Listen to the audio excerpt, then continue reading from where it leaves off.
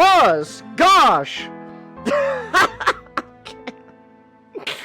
Oh my goodness! I see what they do with the character design here with this lady. They just decided, all right, you know what? I don't know. I figure I might as well. I don't know why it just come to mind. I might as well ask Baby Hitler debate, because we're talking about babies, Nick. Baby Hitler debate. You gonna do it? You see Baby Hitler? You gonna take that? You gonna take the shot? Bless you. You know what? That's gonna be my answer. All right. Interpret that as you may. After I was infected by deadly flower blossoms.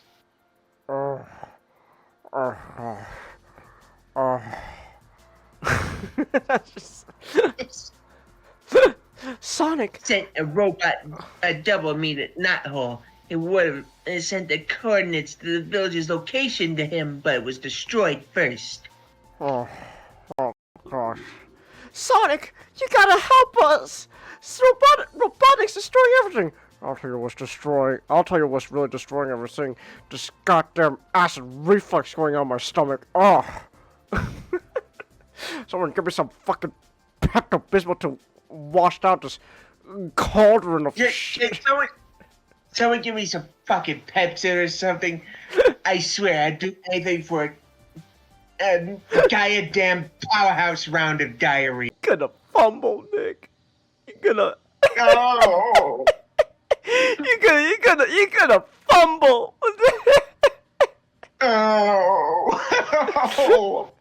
Look, man, all I'm gonna say is, okay, look, now, to be fair, Storm is with Killmonger right now, but if for whatever reason he and Storm end up together, Now as he's fumbling our relationship, he's cucking one. well, no, hold on, wait a minute, hear me out, Nick. What if Okoye dies? You can't fumble one relationship if that relationship technically gets killed off. That is true. So, What if T'Challa's the one that gets her killed? I'd be so sad. Oh. Oh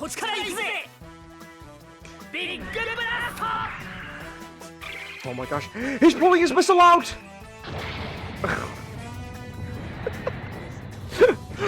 What's he? Oh my gosh, is Combattler V kissing the enemy? They're kissing! Let's go! What's he going to do now? Oh, he's pulling his missile out! It's superpower so we can fight for real.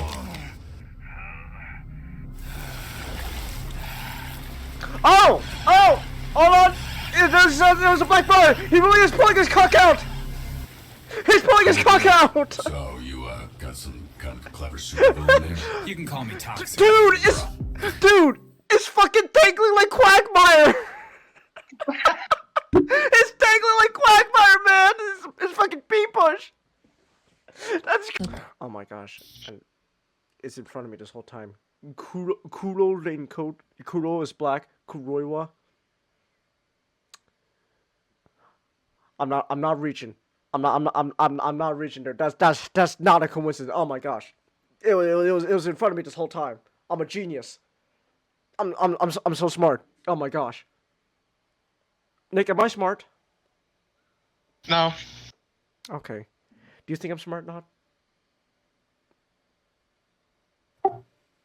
Well, I do think you're a savant.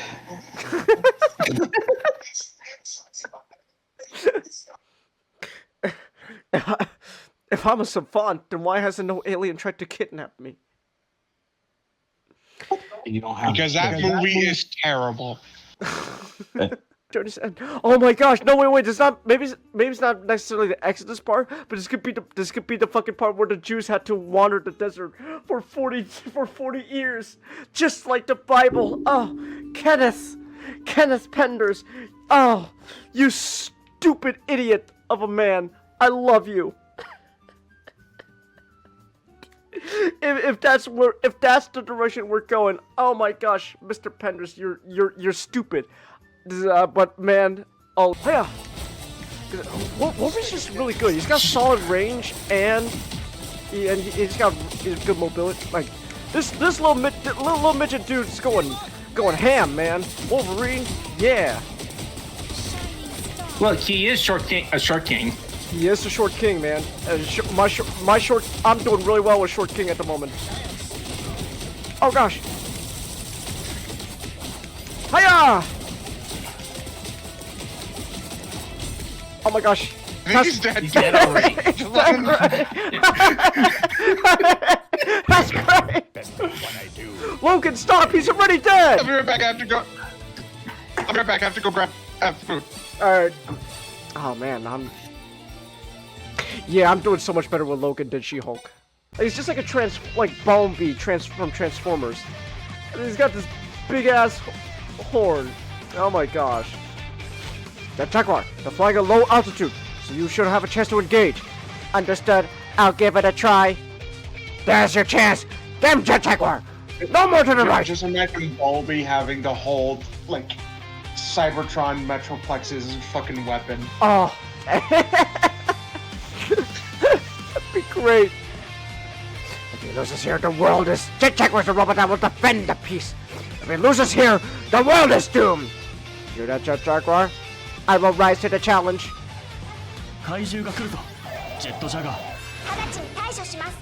Oh! Oh, Jet Jaguar's got a really, like, childish voice. Okay. Okay, so Jet Jaguar's supposed to sound like a little kid, like a fucking toddler. Oh wait, the flamethrower? Oh my god. Yeah! I'm burning you! Use that flamethrower. Enemy MG. Hold on.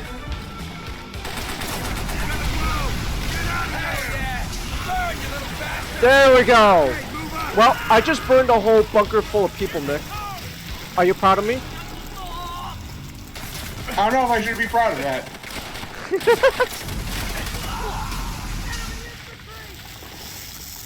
Dude, this is World War II is hardcore, man. Welcome to the team, Waterboy. Yeah. Bye, welcome to Waterboy. You too. He's cool. Oh no! Oh! Never mind. Changus. Never mind. Changus. No. Changus. No. Changus. No. Changus. No. Changus. He spit. He spit. That's not sanitary, Nick. That's not sanitary. Changus. His entire power is that he's emitting like pure water out of his body. No germs, just water. That's still not very sanitary. Bodo? Yeah, Bodo. They're tied up, Bodo. Not that! Anything but that! Stop it! Stop! Oh. I don't like this. That's yeah, that's yeah, see that's not drawn and quarter. I think I'd rather have that. I'd rather have draw and quarter. At least all right. Oh, off to a great start. We're starting right off the bat with them booing them off the stage. Let's go! that's great.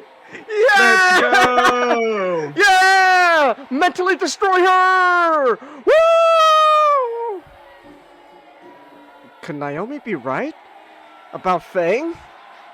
Did I really do this? Yes. Yes.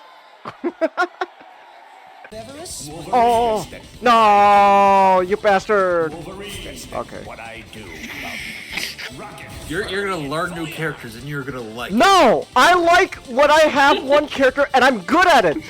Why change? I call dibs on Wolverine for the rest of the game. Why change what's good? Why change when you have a good thing going? That's silly. If you're good at something, you stick with it. I'm good at Wolverine. I want to stick with him. The game all about variety. I don't care about variety. Explore. That's not how I play. Try new things and like it. No, No, last time I tried new things, last time I tried new things, I tried. Well, if I want to do Wolverine at some point. Well, okay, Yeah, I fine. think. Hey, Nick, you want to try out Wolverine? Yeah, I'll try Wolverine next Yeah. time. Alright, fine, fuck it. I'll try Black Wolverine. Panther. Here you go. My gosh. I was tracking Val Extra the movement of arms and ammunition around the world. That led me to an arms deal that's supposed to be happening here. That's right, Quatre. The world is calling for war, and I'm part of that flow. Wufei. Wufei. Push yourself, destruct. Man, my boy Hero out here really just telling Wufei to kill himself. Wufei,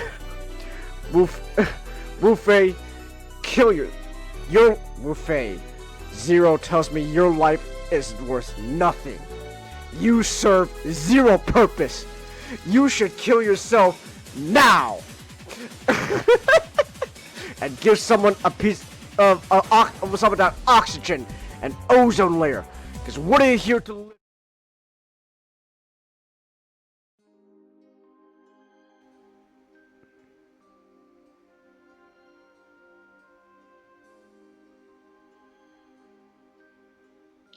Alright. Like, we were playing like 6.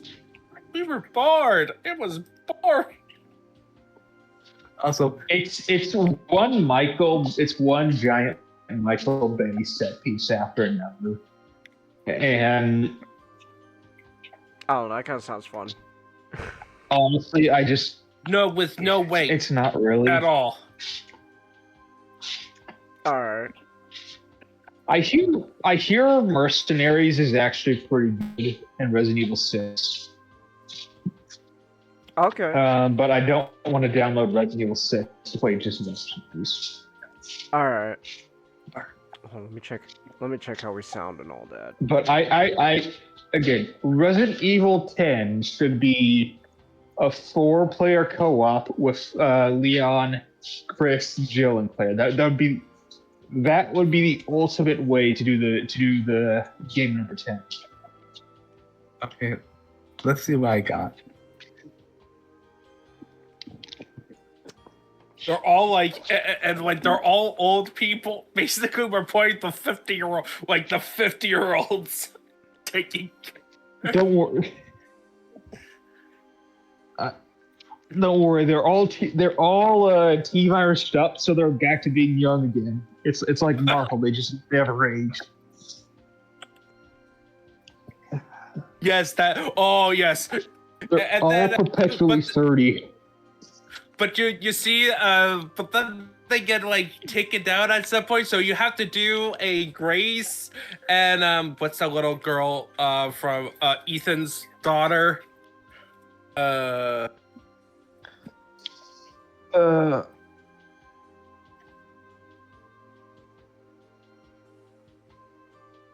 Rose. Rose, yeah, and Sherry, like basically all the blonde and blue-eyed women squad. Get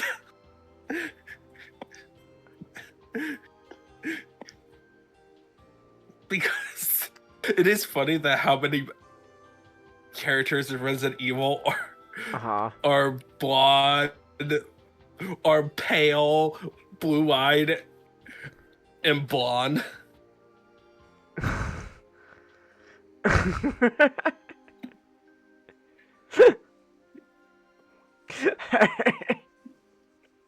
Hey man, I think there's something to be said though. They those Japanese, they really like the Aryans, man. I'm just saying.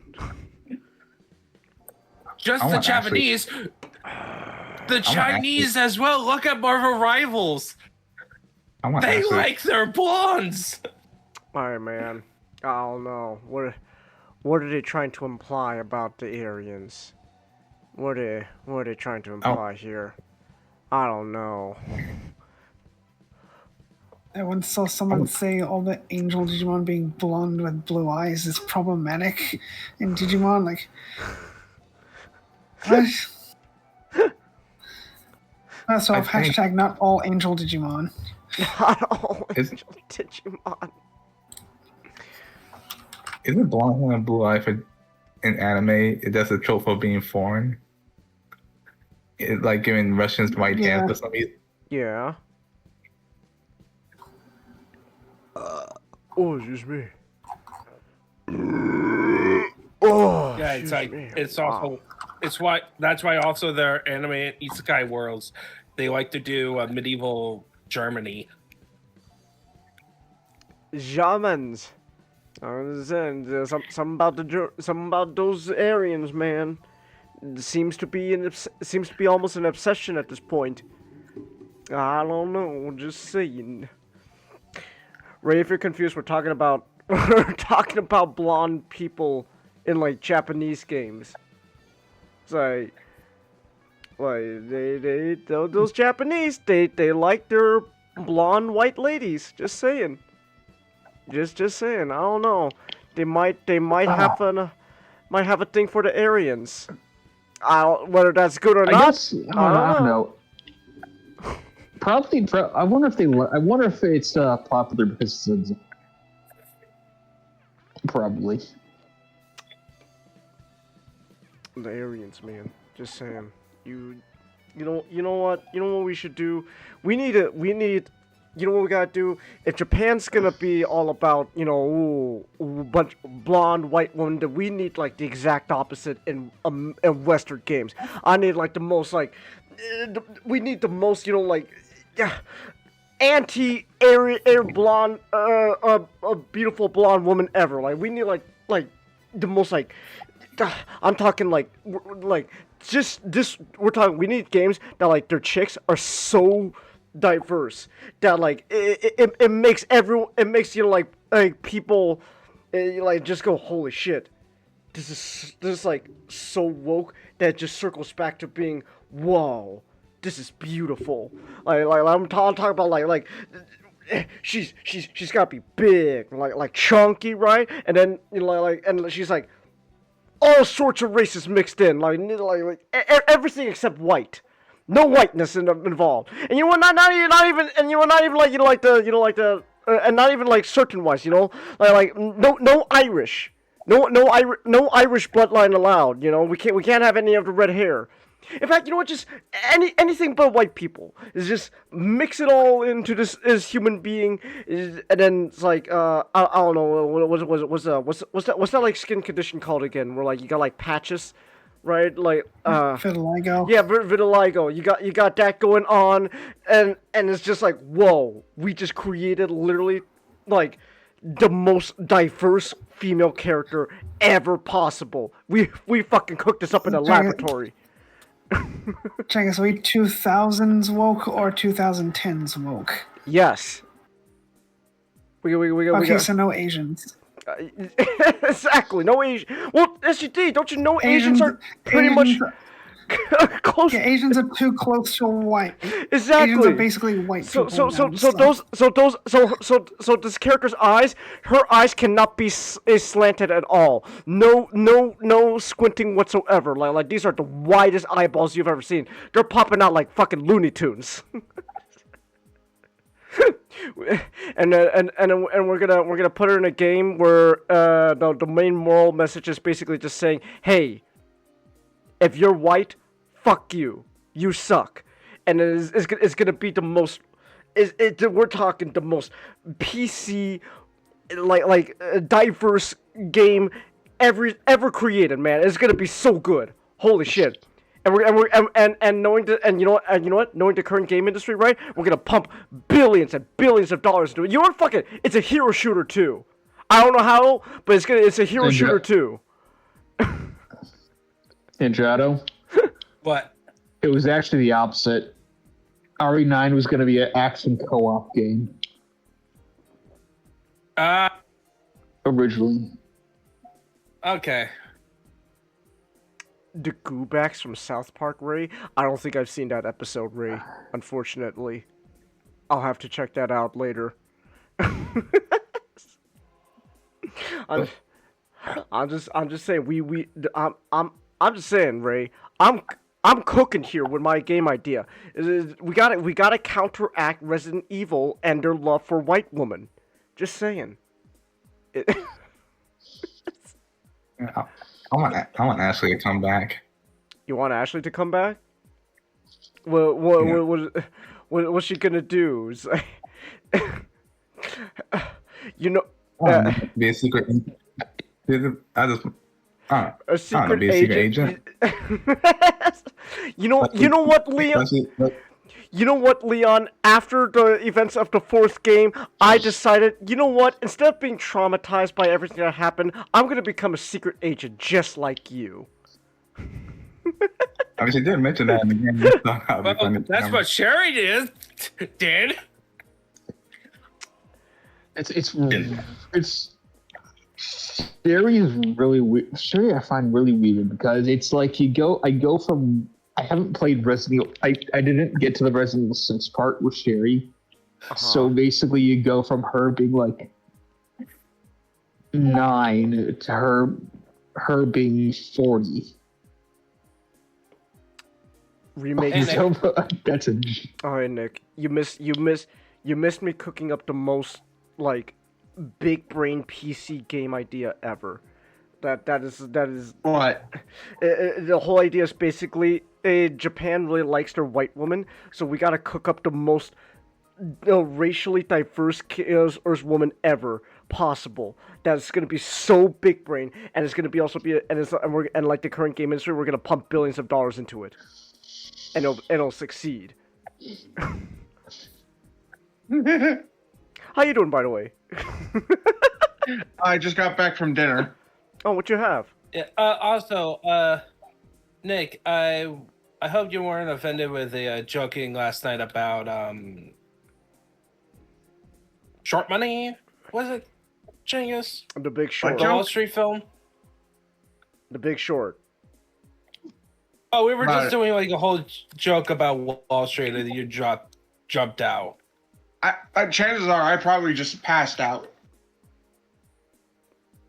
Okay, I thought I heard like a comment. I was like, Nah, okay. You probably just. I know, Nick. You probably just cronked out. But I did. So. Okay, I just wanted to make sure. No, I don't know. I still stand by my idea of my game idea. You know, we're basically taking everything that people consider, you know, PC and woke, and we just crank it up to 11. just say we crank it up to 11, guys. It's like, well now Changus, why not just, you know, why not just crank it up to 10, and then, you know, like that way, you know, like just make 10 the most woke. Yeah, but this girl goes to 11.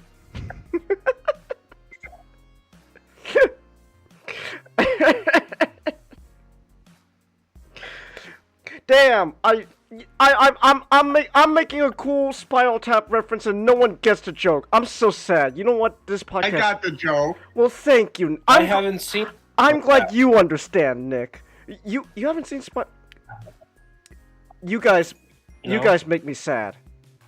You guys make me sad. I can't. Oh, really? Oh, really, Chingus?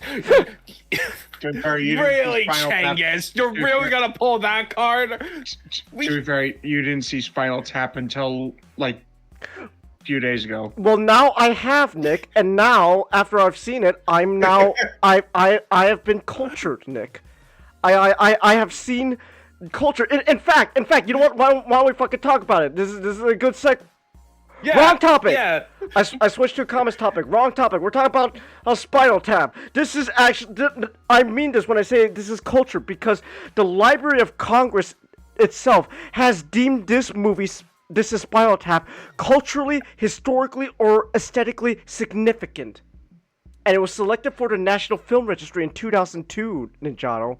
So this is important. This is an important movie. This is history right here.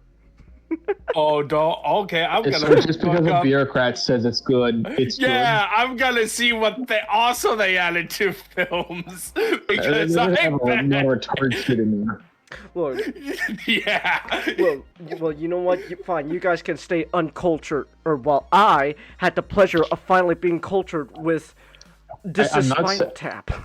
I'm not saying Spinal Tap is bad. I'm saying your justification for why it's good is not a good justification. Okay. Well, you should still watch it. All right. Well, Appeal to let bureaucracy. hold on. Let me say something.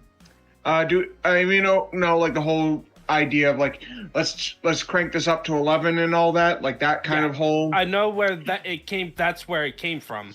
Like, so I know enough about the general. I just never seen the film myself. So. You got the reference. Thank you, Ray. Thank you, Ray. He got the reference. I'm glad you're here, Youngblood Ray 95, or as you're known as Rias Khan in Discord. Thank you. He gets it. He's cultured. He's cultured. And you know what? I'm glad that I was paid to be cultured. Otherwise, I wouldn't have been cultured, and I would have gone like the rest of my life without seeing this movie. But you know what? Now I've seen this movie, and now I understand where the phrase "up to 11" comes from. So thank you, not the last one. Even though he's not here with the library, the National Film Registry put Brokeback Mountain as important. Well, hey man, you got. I mean, come on. I'm just saying, those horses, they had to see it go down. Just saying, that's important. Do you know what Brokeback Mountain is? I'm pretty sure that's the gay cowboy one. Yes, I know what Brokeback Mountain is. Cowboy. I'm sorry. Just because the movie has cowboys in it doesn't mean it's gay. No, I thought that was like the undertone. Oh, it's more than undertone. Oh no, it's overt. It's not an undertone. That's what I thought. It is about two ranchers who are very deep in the closet. Hey, I mean that's why Nick, we need a new sequel to the movie, but it's just basically retelling the movie from the horse's point of view. From the horse's perspective. So, hey man, those have been. They should be done. I feel like they should be done. I'll go check on them. What was going on? What's going on in there?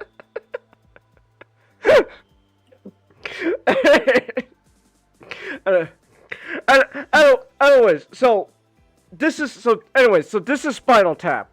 This is technically a culturally significant movie, and this was a paid review by Mr. Not the Last One. I was busy for like pretty much a whole month, and now I'm finally able to actually get through these paid reviews. So this is not paid review, and then next week I'm gonna get to your paid review comment, because I still gotta watch that Fallout thing you want me to do, but I'll get to it. I'm sorry it's taking me a while, but I'm finally getting to the pay reviews. By the way, just saying, pay reviews. It's a thing we're doing. It's a thing we're doing. Ooh, it's a thing we're doing. Just saying. Oh, excuse me. Anyways, not wanting me to watch This Is Spinal Tap for $10, and the whole point about This Is Spinal Tap is this is a mockumentary film. Mockumentaries, like fake documentary stuff going on, like The Office and all that. And basically, it's a whole mockumentary about a fictional band called Spinal Tap. And the whole point is this is basically just like a big satirical comedy about like the typical kind of like 80s rock bands that were around at that time. What was it like? Spinal Tap is like supposed to resemble bands like there's a lot of there's a lot of like rock bands around that time. I guess was like oh my gosh, well I forgot the specific examples Not was saying. Damn, I wish Not was here. He knows metal like Kiss. Yeah, something like that, like Kiss. So, and yeah, what you said, Nick. So, Motley Crue. Yeah, thank you, Motley Crue. That's another one. Judas Priest. Yeah, so like, if Hey, look what that. Okay. so no, it's fine. Basically, the whole film is just basically like a big satirical comedy about like the typical 80s rock bands of that time. Yeah. So so everything that you see Spinal Tap do in this movie is pretty much like both an exaggeration, but at the same time like this is kind of technically what these rock bands were like at the time. So like all whatever like shenanigans these bands go up to, these band members are up to, like is kind of pretty much what 80s rock bands went through. Like the whole like the weird specific requests they have like for the people setting up the stage and stuff before they play the show. Like it's like, no, I want the sand, like I need bigger bread. Like the meat is too big for the bread. It's like, just fold the meat in half. No, but you see, then I gotta fold the bread in half, and so you see the problem. So like it's a big comedy, or like the whole or as the where the whole joke where the big phrase comes from, turn up to 11, where the guys, where he's talking about his custom amp, so this is my custom amp, normal amps, they say it goes to 10 as the loudest, but this one it goes to 11, so because sometimes you need the extra oomph. It's like, well, why not just have 10 be louder? This one goes to 11. It's like, and other. What? Okay, hold. What? You know what's in the National Film Registry? I'm sorry. Oh my goodness, you're still on that? All right. Spy Kids. Hell yeah! Let's go. Spy Kids. Yes. Which one? Hell yeah! Yeah. One. Yes. Yeah. 2 years ago. Ah, yeah. They know game. That's what I like to see. Spike is a good. Based. Yeah, based. Actually based on the Library of Congress right there. Based. I love Spy Kids. I mean, their uncle is Machete. Spike is good. Yeah. Yeah. So hell But yeah. no Machete films. Machete films? The Machete films did not get it, but Spy Kids did. Well, yeah. Well, I don't think. Look.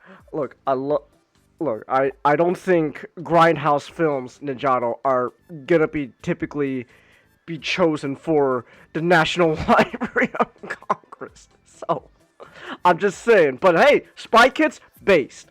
Hell yeah, love Spy Kids. Now all they need to do is to get the rest of the Spy Kids movie in. Also, Fellowship of the Ring got in, but not the Two Towers or Return of the King.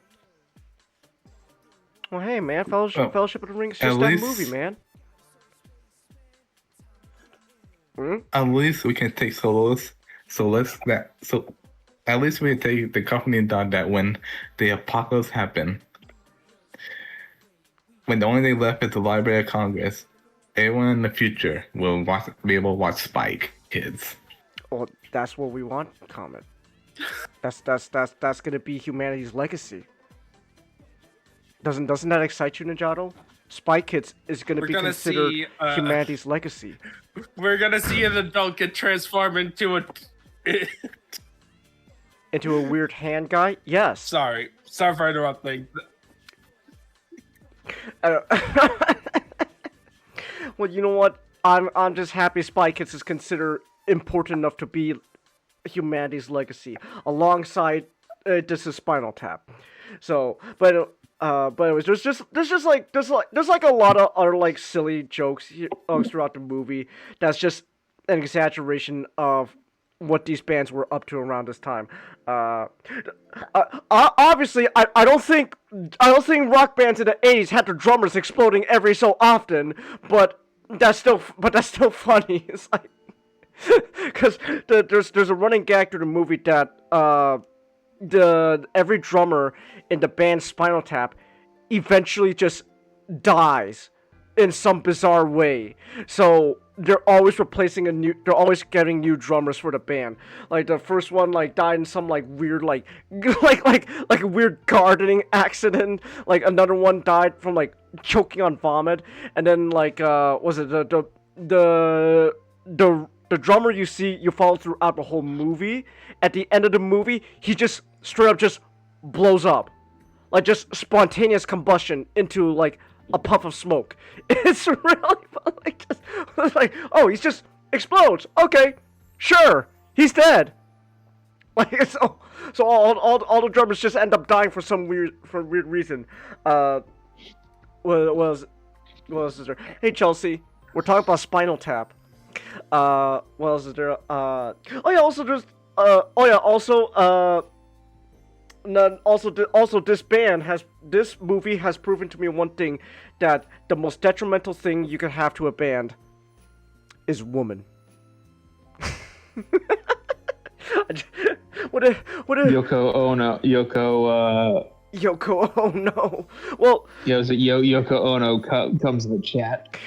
It's actually really funny because like it's really funny because that's pretty much the whole thing. One of the band members has his girlfriend like start to become more and more involved in the band, and the more she gets involved, the more intrusive she becomes, and she's a hippie. So just saying, that's the best way I can sum her up. She's kind of a hippie. There was that one scene where like she's like, oh, I have some new ideas for the band. You know, what if we dress up based off like our astrology, like our astrological like signs and stuff. And it's like, do you understand how much it would cost to dress them up as these things? Well, I'm just saying, you know, we can have them dress up. But like, so that's a whole running joke there with like, oh, you know, the more involved the girlfriend gets, the more the band ends up, you know, falling apart. Which is kind of funny, because when me, Nick, and Not were watching the movie, we kind of the whole thing with the girlfriend just kind of came to the conclusion, John Lennon just sucks. Like that's kind of the biggest takeaway we got, Nick. It's just, wow. Just figuring that out. Oh, what was that? Wait, what? You just figuring this out? No, we know John. Oh no, I always knew. We always knew John. No, John Lennon is like the worst of the Beatles, but like that's kind of just, well, like we just end up actually end up like going on a whole tangent, just talk about, gosh, John Lennon just sucks. What a terrible human being John Lennon is. And yet for some reason he's the one Beatle that everyone props up because he didn't die naturally. So Spinal Tap predicted modern white woman, Ray. Well, I don't know about modern white woman. That's quite specific, Ray.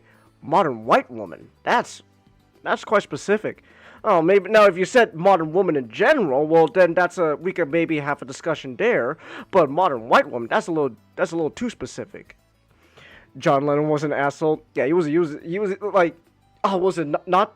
We were watching a movie. Not told us about the whole thing where, was it what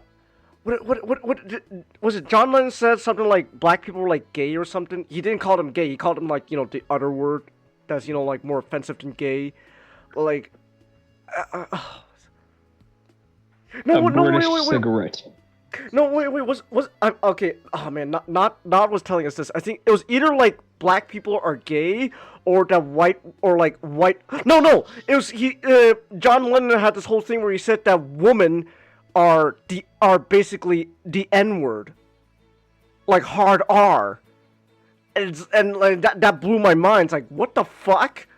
It's like John Lennon's an asshole, but like, whoa.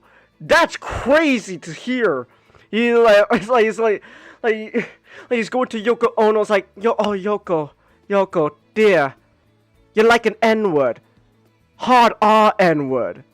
It's like, God, John Lennon, you're terrible.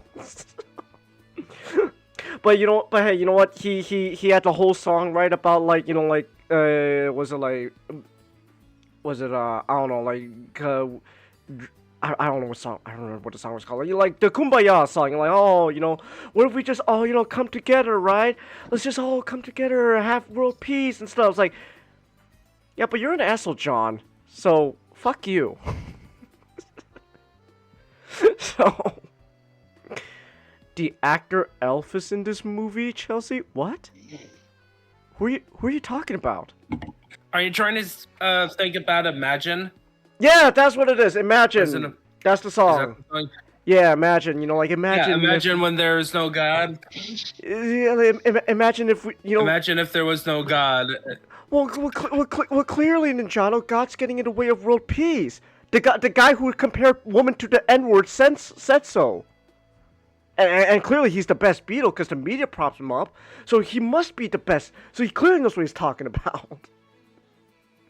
So, anyways, point is, John Lennon's an asshole, and basically, Yoko Ono really was just a match made in heaven for John, I guess, at the end of the day. And then, anyways, in the movie Spinal Tap, one of the band members has his girlfriend essentially kind of being like a Yoko Ono situation, interfering with the band. So,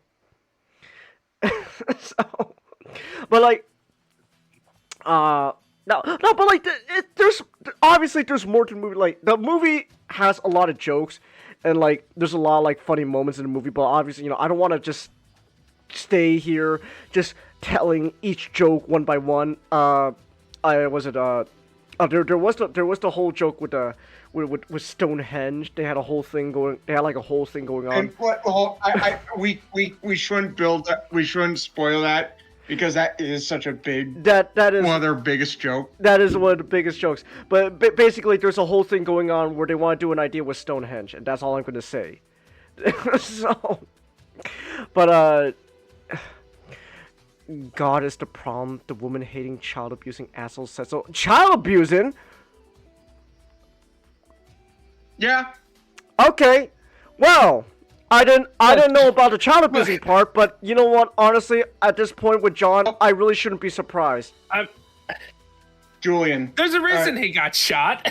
He was the one who got shot. Well, let's just say Julian Lennon does not have fond memories of his father. Oh, okay. And then John left him and his mother for Yoko. Oh, I see. Okay. Oh. They're all like weird sex. Well, John was cheating on each other. John's just an asshole. See, this is why. I remember a story. It was about like George coming in. It was like George coming in and like declaring his love for Paul's wife or whatever. It may not be this true. See, this, but it's like, what the fuck was going on? No, I remember what it is. What was it? Who would you want to have sex with? My wife. Who would you want to have sex with? John's wife. Okay. You see, this is why Ringo's the best Beatle. Just saying. This is why Ringo's the best Beatle. You know what? This is why Ringo's still alive. Because Ringo's trying to stay alive as much as possible because he knows once he goes, he has to reunite with John, and he's not looking forward to that. Ringo is doing his best to make sure he's the one that lasts the longest. Exactly. This is Ringo's revenge for his bandmate saying he's not even the best drummer in the Beatles. Exactly. Yes. Screw you! I'm gonna be a better person than all of you. And Ringo is the best Beatles, hands down. But no one wants to talk about him and George. And George. But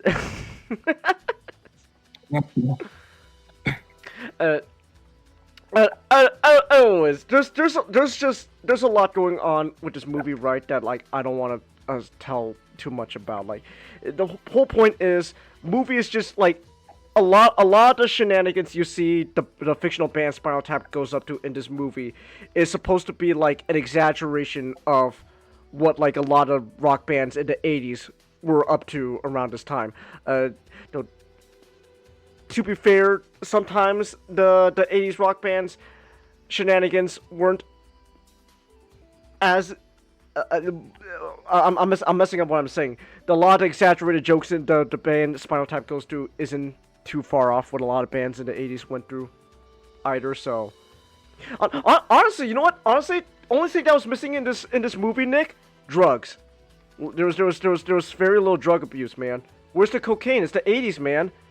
And cocaine, 80s is the time of cocaine. Where's the coke? Where's the booger sugar? Just saying. Paul's alive too, though, Ray. Yeah, but I like Ringo. So, just saying. I like Ringo. You know, I feel like I do have to mention this. Should have John Lennon be killed the way he was? No. But at the same time, John's an asshole. I'm not exactly crying over John dying. Should he have been shot? Should he have died the way he did? No, but at the same time, you know, it's like, I don't feel bad, because he was just a terrible person. So, but when Ringo goes, then that will be a genuine moment. It's like, oh damn, that sucks, because I like Ringo. So, Ringo's cool, Ray. He is. Ringo's great. He's the best Beatle. So, but yeah, overall though, like, this is Spinal Tap. It's a fun film. I really liked it. I'm perfectly fine with the fact that this movie ended up, you know, being deemed significant enough by, you know, like, Congress and all that. So that's cool, I guess. And now I know where the phrase "up to 11" comes from. So that's also cool. But yeah, overall though, this is Spinal Tap. Yeah, it's fun. I had a great time. I think you'll like it. I think people will like it. I recommend it. It's great. So I know. So again, Not's not here, but I gotta thank Not, because otherwise I would never have seen this movie. So there's that. So after this, I gotta get to your paid review comment to watch the Fallout animation thing you want me to watch, and then after that I got fucking finish Fallout Season 2. At this rate, I'm not gonna finish the Fallout show. Which is okay. But yeah, anyways, Spinal Tap, go watch it. And then, no one deserves murder, but he wasn't the same rate. Exactly. That's a good way to put it. No one deserves murder. No one deserves to die the way John went. But at the same time, he was an asshole. What was that quote? What was that you said? No one deserves. What? Nobody deserves to go out like John did. You know, yeah, I don't know. Well, every time you said John, I can think of some names. Well, Ray, I'm talking about in general. Like, well, I mean, Master, I'm talking about like obviously, like some people are gonna be like, ooh, you know, like I don't know, like, you know, I'm not saying, you know, oh my gosh, I can't believe they killed, I don't know, Saddam Hussein like that. Oh, gosh, the tragedy. Why? Like, oh man, remember when Yoko Ono came in and got with Saddam, and they had to break up, and then Iraq broke up. Oh man, that was such a tragic moment. Yeah, that was tragic. Well, don't worry. Saddam had a good time with Satan, though. South Park told me so.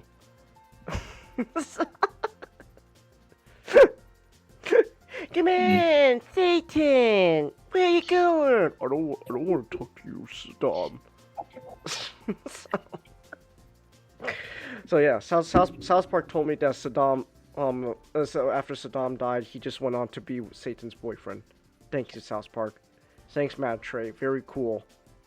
So, yeah, he's don't worry, he's down there in hell with Satan and all the other demons. So speaking of demons, hell, oh, was that comment? I said speaking of hell. Speaking of hell and demons, what's going on here in this movie? Comment. Why is demons involved in this movie? What's going on?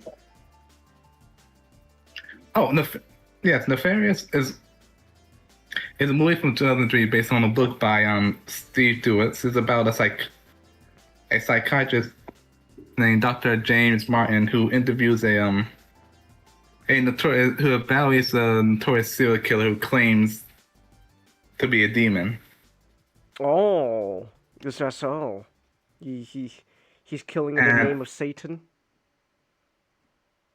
He's possessed.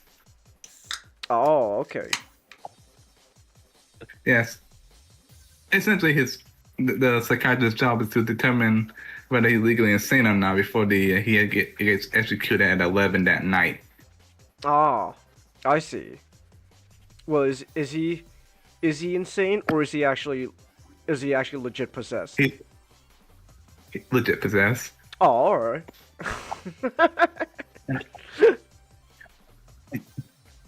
It's a film made by Believe Studios.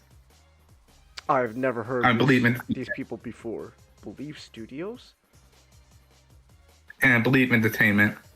Believe Christian Christian company. Okay. Okay. Well, yeah, but no, I heard. Uh-huh. Yeah, I did not know my first heard about this film. I heard it from a VTuber. Which VTuber? Leaflet. Leaflet? Okay. Well, now hold on. So now I know that this is a Christian, one of those a Christian film, made by Christian studios and all that. So now things are getting interesting. Now we got bring in religion into this topic. All right. Well, I'm clearly not the expert on this territory, so I'm gonna need the other guys to step in. So what? So Nefarious 2023 film. Yeah. Okay, independent Christian horror film. Okay. Okay, so So.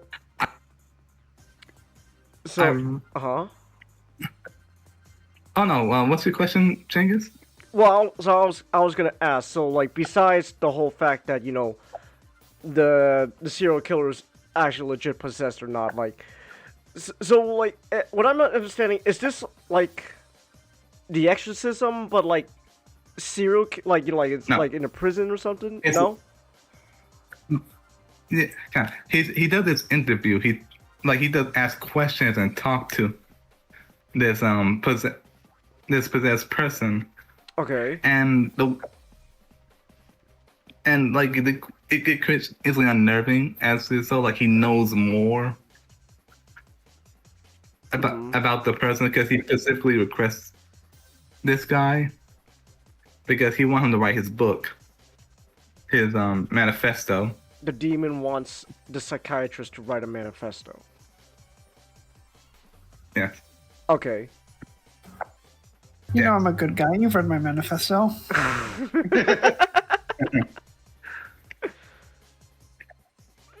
Yes, to counter the Mosaic covenant. Okay. Yeah.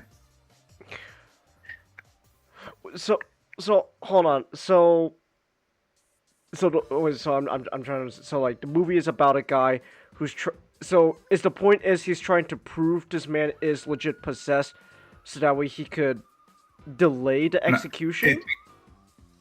No. Well, no.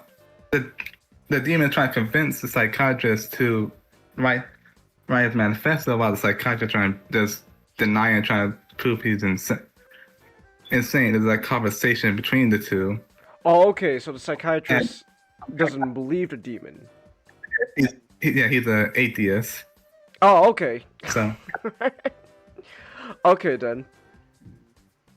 And the young kids in my nerve as demon keep talk about bits of his life that no one should know about. All right, typical demon stuff. And I really like how the demon acts. Like he's barely, like the body's trying to, like he's very twitchy. Okay. Very. Like he can't quite stay. Like he's not supposed to be in the body. Okay. And how I like how like they malicious. Well, it's a demon. They yeah, but like malicious to a point like you know how like you get like how like he enjoy tormenting Edward, the guy he's possessing. Okay. Like does this demon like what how does this demon like is it like the exorcism, or like all of a sudden like he's, oh my gosh, things are flying in the room and all that? Yeah, oh look, I could twist this guy's head 360 like an owl. No. No. It's quite tame in that guy, but I kind of like it's like minor stuff like the light bulb's only going out, like blowing out by itself, or like break it. Demon, if you're in front of me, then who's flickering the lights? Well, no. And like yeah. Anyway, sorry. So okay, so I do have to ask now, because I guess I might as well ask, since this is, now we know this is very visibly, supposed to be, very clearly supposed to be, outwardly Christian film and all that. Like, what is it trying to, what is it exactly is it trying to say? Is the whole thing just basically demons bad? Because I'm gonna be honest, I don't think I need a whole Christian studio to tell me that demons are bad. I think that's a universally agreed upon subject there. No, it's what they're trying to say is that they're very subtle. Okay. They don't. Usually they don't just come as they sneak up on you. It starts small. Well, okay. Here's another question I gotta ask. I have to ask this because since this is supposed to be a Christian film. How open is this film about, like, you have to be Christian, you gotta you believe in the Bible and Jesus and all that? Because I okay. Like, is it integral to the plot? Like okay, like, oh my gosh, the demon is real. Because of this, I now know that God's real. I have to change. I'm gonna convert from atheism to Christianity. Actually, the guy goes to more of an agnostic route at the end. Okay. Like he's always that belief, but he's not. Daring, aren't we? Okay. Yeah. Yeah, I'm looking up the plot right now just to kind of of like my knowledge on Christian, just kind of in comparison. And so essentially what it looks like, the whole plot is that the whole film is just an elaborate plan for the demon to tempt Martin by bringing up, like, he targets his past, he targets his personal life, and there's like having themes like there's like he has basically puts on like there's the bit where apparently where he taught where his girlfriend does an abortion and the demon is like, oh, this is your fault because it's akin to child sacrifice. It's your fault your girlfriend got an abortion. Yeah, but because the idea is that it is trying to target the belief system. It's very much a critique, but even I'm not sure. Comment. So, based on the Wikipedia summary, there's some moments where it just seems like just reading the sentences of like, oh, he's speaking in Latin. The demon possessed person speaks in Latin, and this is supposed to be kind of like a scary thing. Like, this is a demon. How is that treated in the film? Because as a person who knows it, is like knows of a spirit who studies the Bible, because that's what I'm studying for school, and that's not. Latin is not really Latin. Hebrew is not necessarily like divine language. The closest you have is speaking in tongues, but the whole point of speaking in tongues is that most people don't understand it. That you need like a person who speaks in the tongues and then a person who translate it. Like, it's supposed to be a completely spiritual thing. It's not tied to a specific human language.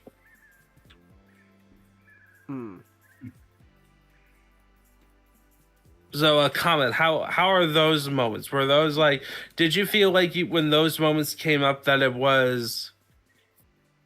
it seemed like you had fun watching the film, but did you feel like those moments is like fun in like a campy way, or is this like fun in like serious?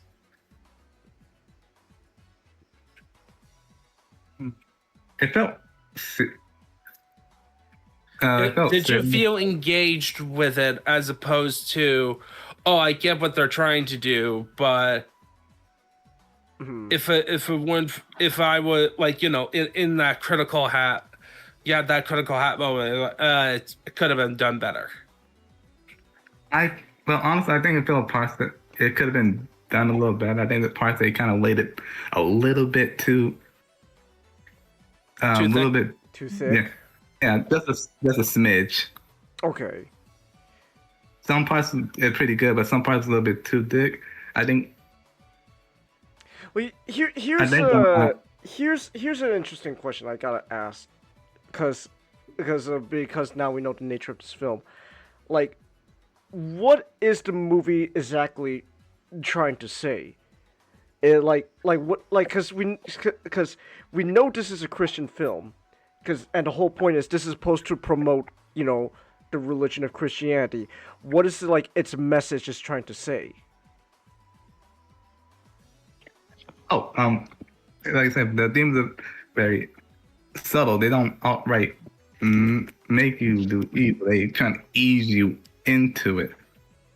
You know, the whole purpose is they offer you some to us that we're just a means to an end. They're essentially like they know they can't hurt God directly, so they hurt him through his creation. Creation, you know. Okay. So, because I'm trying to. So, are you saying the movie is like specifically warning against demonic forces? Is that what they're trying to say? Like, are like, is the movie actively saying, hey, these demons are real, don't fall for them, or is it just saying, you know, oh, demons bad? Yes, these demons are real. Don't fall for them. Okay. They'll offer you things like when one part of the film in return for writing the book, they offer him. I find the exact quote. Like,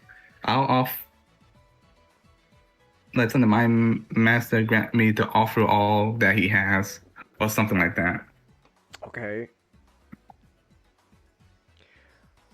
Okay, so I'm just trying to understand a little better about this movie. Obviously, you watched it and I didn't. So, okay, so I guess I might as well ask. This kind of ended up being a bit of a more bigger topic than I thought it was gonna be. I guess I ask comment like when you watch this movie, like do you think what this movie was trying to the intended purpose of this movie was trying to do conveyed it like well or not? Because like, I think it conveyed it well. Then I think it conveyed it decently well for what they're trying to say. okay. Like I think they laid it on a little too thick here and there. Okay, I guess I guess I just might as well ask, like, because I gotta know.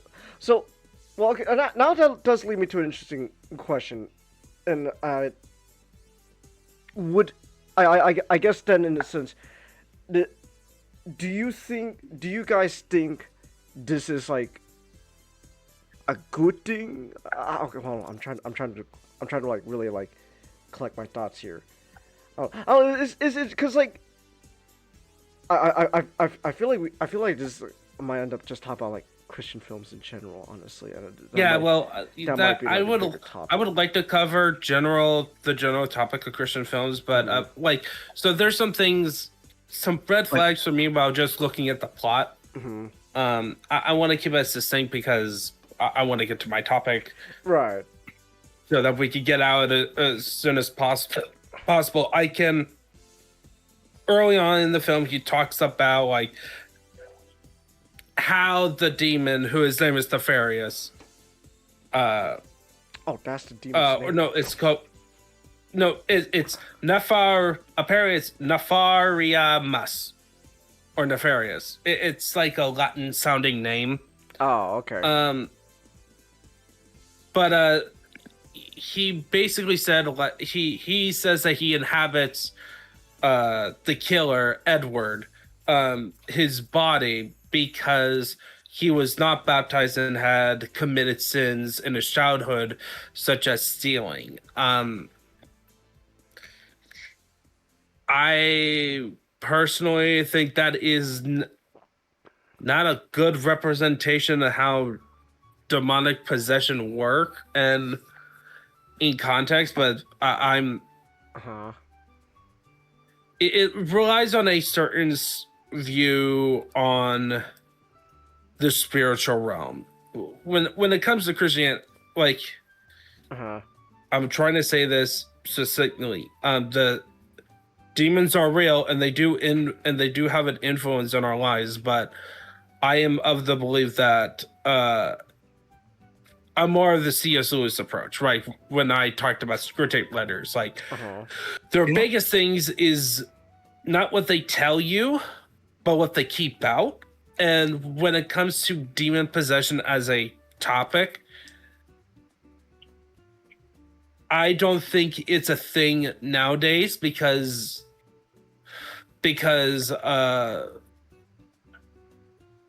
possession, because our culture is not very spiritual. Like you will see it a lot more explicit cases in places like Africa, India, when spirituality is a huge part of life. Where they believe that's that part of the worldview. Our part of worldview is everything is logic and reason above all. At least the claim is. Where we don't believe in the spiritual stuff. So what the demon's job is not to expose their hand. Okay.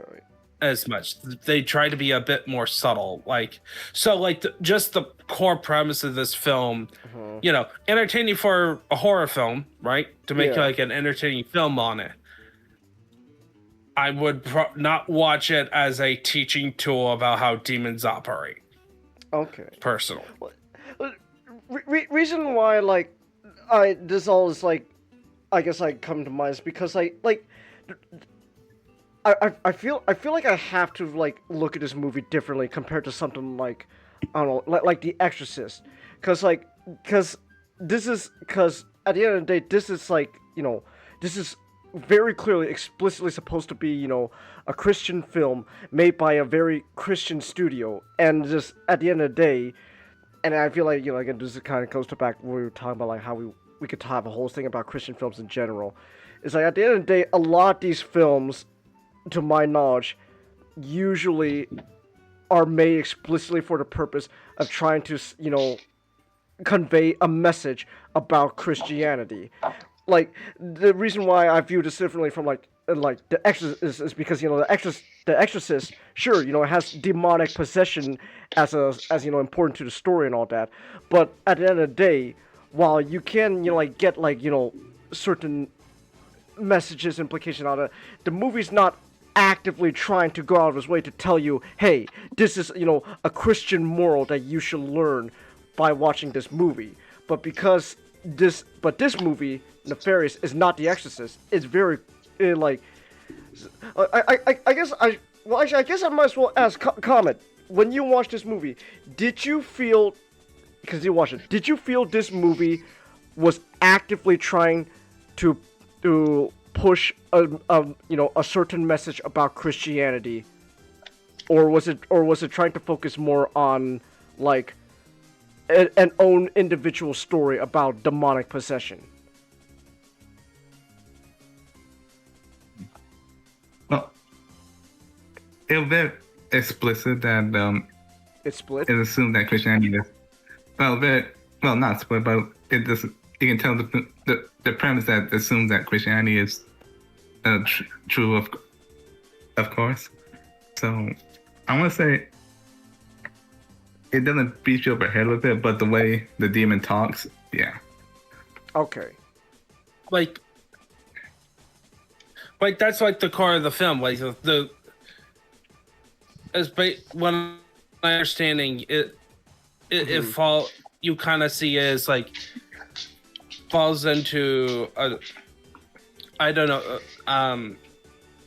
I'm not saying this as a bad or a good thing, just like a category thing. You have to look at Christian films as films that push an agenda of the woke agenda. That that's the main accusation of Christian films in general.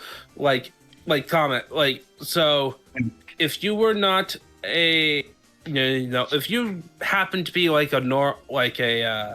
person who did not believe in Christianity, who hates Christianity and didn't like any Christian messaging in films unless it's tied to the story, right? Similar position as if this is a woke film. Would that cross that standard?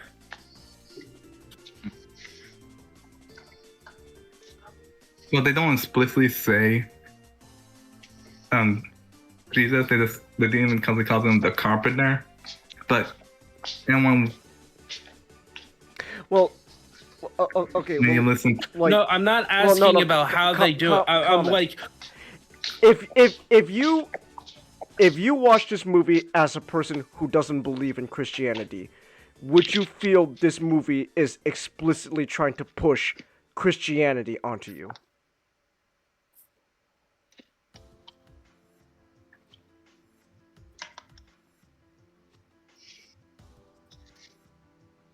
Comment? No. No? Okay. No. Okay. I have to ask because at the end of the day, this all just be at the end of the day, this is really just because these again this is gonna end up being we could just have a whole topic about this, but because of the nature of behind the scenes of this movie, it's a Christian film made by a very explicitly Christian studio. You're gonna have certain, I guess, expectations going in.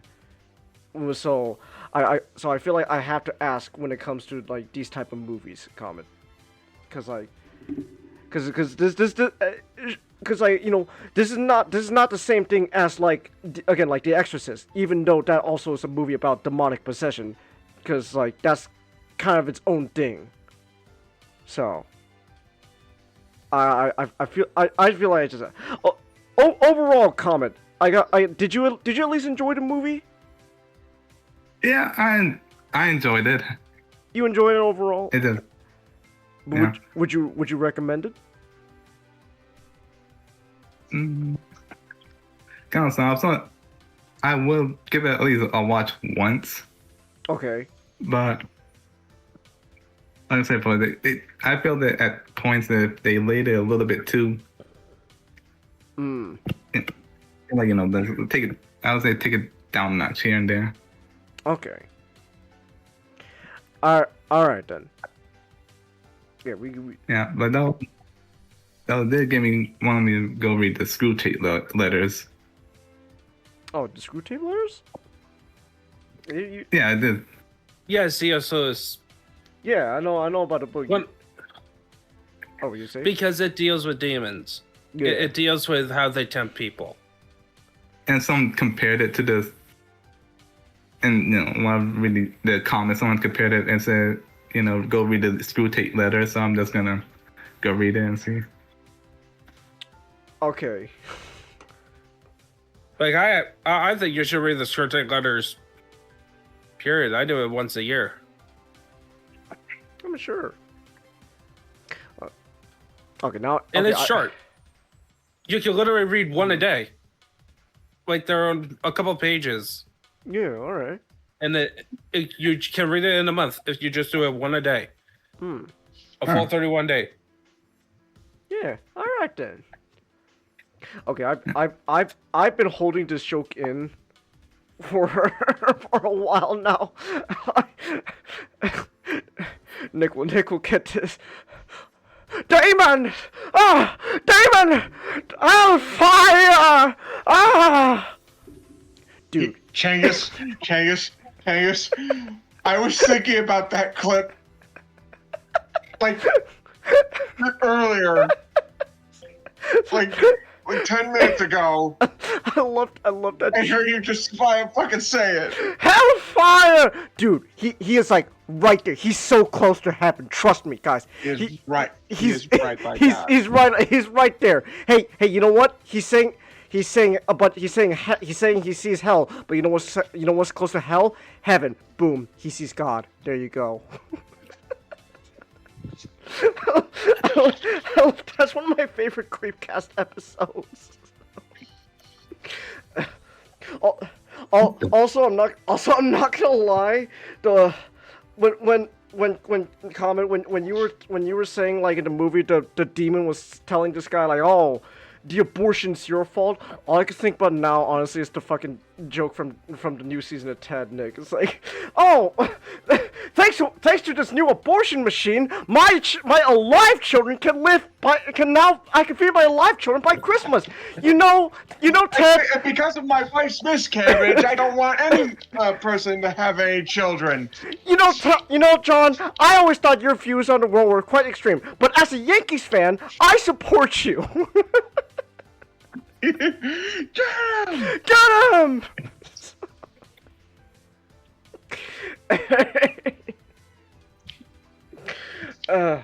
is great. I love.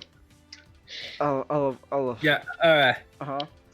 We better get going. Right. We got. I know you guys are getting a little tired. We got quite a lot more to go through. All right. We could talk about your robots, Ninjato. We could talk about robots. Yes. And this group and I am sort of disappointed, but also kind of happy that the Horse Girls has not infected Battletech, even though this unit would perfectly fit there. Oh, okay. I don't know. Uma Musume might do a collab event. I don't know. There's no way that's gonna happen. Comment. Yeah. No way. But alright. But what Maybe if Battletech gets bigger, so may you know, after Warhammer 40K gets run to the ground, like they find it, oh, Amazon needs another franchise. Is go Battletech. Battletech. Where's my secret level episode of Battletech? Amazon, get on it. Get. That would actually be cool. I mean, they made one with 40K and Warhammer and Armored Core, so like, I don't see why not they don't do Battletech. Yeah, like you could literally take one of the short stories from like it could be a brand new one, or you can take it from this book. So this is a anthology book. Oh, okay. Covering stories about the unit, the Eridani Light Horse, which is one of the oldest Merc units in Battletech as a franchise. They were back in the OG Mercenaries. Okay, so this is just Armored Core. Now, see, you have my interest. So remember when Now we you have talked my about attention. Battletech? Uh-huh. So okay, so you know Battletech and how we talked about like Great Houses and Great Death Legion. That was like the last book we talked. Both me and Matchtech talked about at two separate occasions. Right. So yeah, so each of the Great Houses in the early days had kind of like a Merc unit that is associated with them because they are like the highest contract, and the Eridani Light Horse is well known to be a Davion, the Federated Suns premier Merc unit. Okay. Associated. Because they are the most goody two shoes of all the Merc units, even more than the Great Death Legion. But they are, because what they are from, they were formed during the Star League era, you know, when all humanity kind of united under one government. And they were a recon regiment. All right. And then the Star League fell apart, and this is where the first story kind of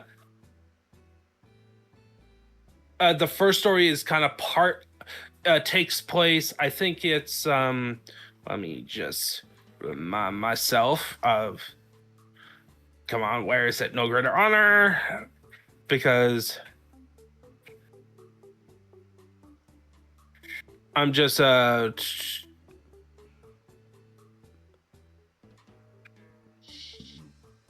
okay, yeah. So this story begins with the decision on Kerensky, who is like the big general dude of this, what is called the Star League Defense Force, which the Eridani Light Horse, the unit that would later become the Eridani Light Horse, was part of. And he basically decided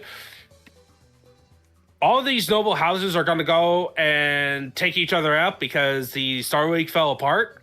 Oh, okay. And I don't want to have my guys be giving them the tools because I have like the big military, and I don't want to be the biggest douchebag around. So I'm just gonna grab my stuff and leave. But he offered his guys, he offered everyone a decision to either stay or to leave, and Eridani Light Horse decided to stay. All right. The guys who later formed this regiment, and they decided to become a Merc unit. And so, but their goal was to keep the ideals of the Star League alive. So they are the most uptight people. Like, they are extremely regimented, and like they have two flagpoles where you have one is emptied, because that's supposed to be the Star League flagpole, along with our own flag. All right. At every base. And essentially, and that's like a recurring thing. Like, no greater honor of the title of the book means is like, to be an Eridani Light Horse is like the highest honor, but also the highest responsibility. And it explores in the multiple stories about how it is ingrained into the members of this unit. That sense of being part of a higher call. And this anthology covers basically the whole era, everything Battletech. So beginning of the Succession Wars up until the modern Ill Clan era.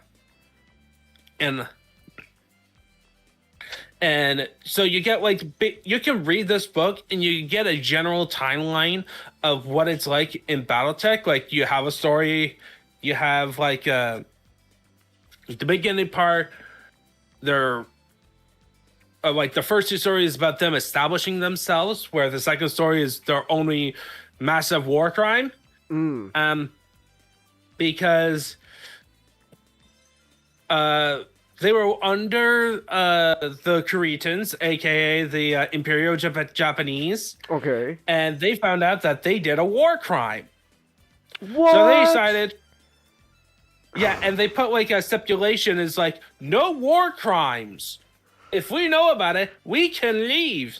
So they try to pull that out, but then the local governor is like, all right, I'm going to take all your dependents hostage. Oh, okay. And then, you know what? I'm just going to kill them. Okay. So they decided, we're just going to assault the city and kill every uniformed. If you wore a uniform on a Korea, no matter if you were if you were part of the government, you're dead. I see. Damn. So yeah, and then they like put the governor on trial and executed him. Like, oh, okay, cool. Yeah, like, but they didn't. But which is like it's treated as like this very dark. It is a dark story. It's called No Tears, the second story. But overall, like you see how like it contrasts with other units who used to be part of the SLDF, and how they are contrasted and how they put themselves above than just the regular merc mindset, being a mercenary. And then you have like during the clan era, what are their reactions to the people who were part of this old Star League, they became the clans, and now they're attacking the Innisphere and hurting innocent people.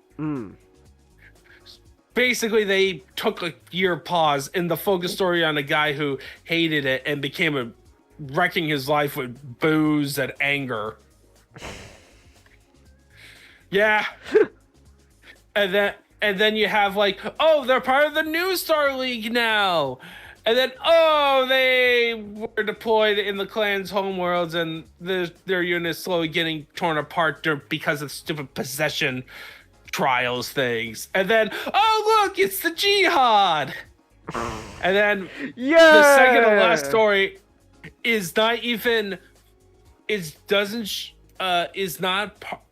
the point of view character is not any of the Eldani White Horse members, because it's the witness of the last of them of a unit that gets wiped out. And then the final story in the Ill Clan era is when they come back, essentially.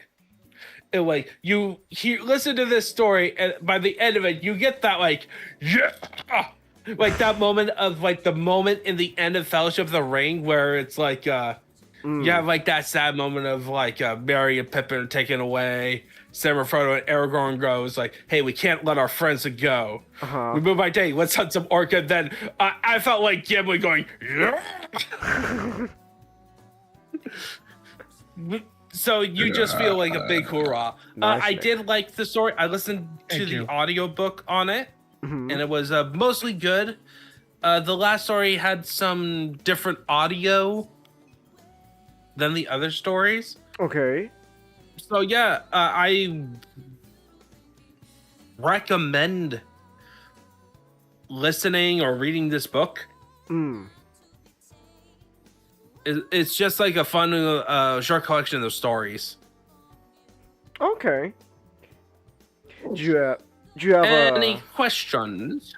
Well, you got a particular favorite story throughout this collection?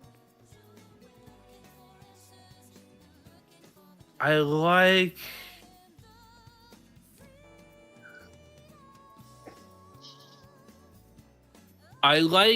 No More Tears, the second story, the best.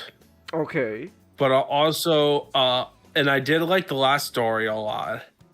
But also, I like There Is No We in Mercenary. Basically, it was a big screw up. Oh, okay.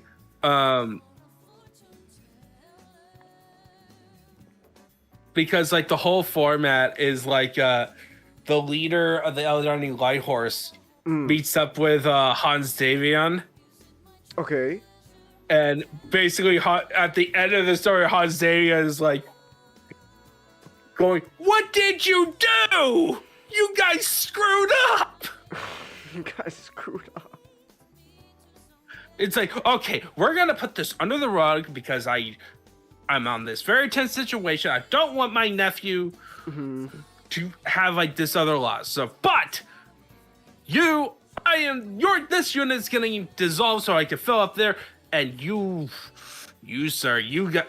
Basically, he dealt out punishment, but you get like this feeling throughout the book that he's just getting more and more irritated just hearing the story of like this near massive, terrible loss that the Eldorani Light Horse found themselves in because of pride.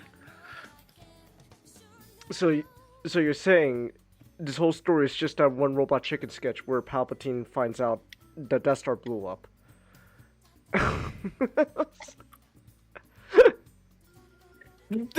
That was like the moments where it's like the present day. You focus mostly on the past, so you got like this tense moment, and then you just cut to the present, and yeah, it's that type deal. Okay.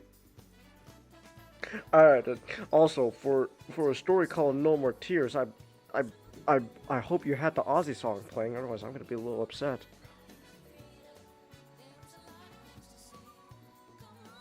Well, no, that's the one. Upset. That's the depressing one about like them going anger. Like probably at most it's like war. What is it good for? Well, now you made me upset because you got a story called No More Tears, and there's an Ozzy Osbourne song called No More Tears.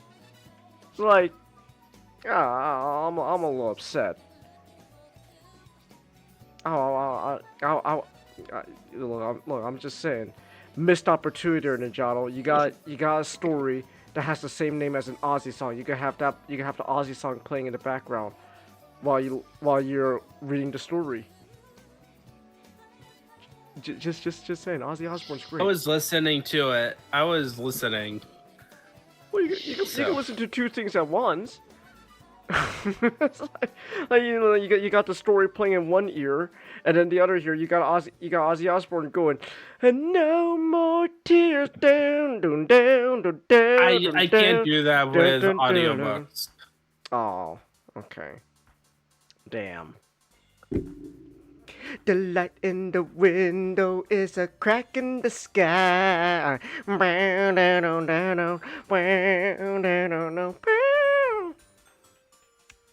More Tears is a great song. I love Ozzy Osbourne.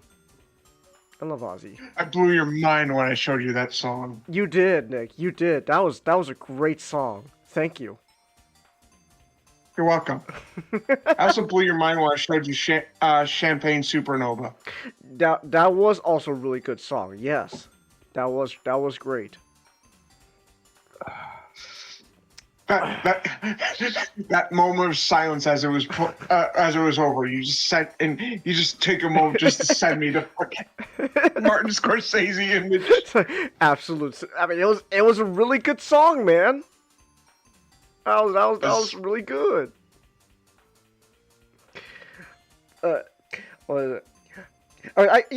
guess I might as well ask this as well, since I asked you like what you thought was there any particular story? It's not necessarily you didn't like, but like what? I guess not. I guess technically weakest out of the bunch. John? What?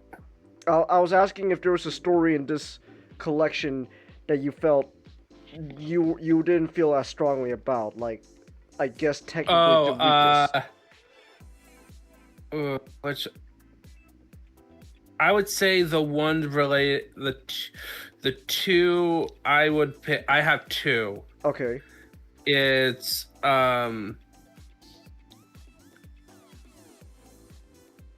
failings and teaching, which is the 1 year break because of the clans.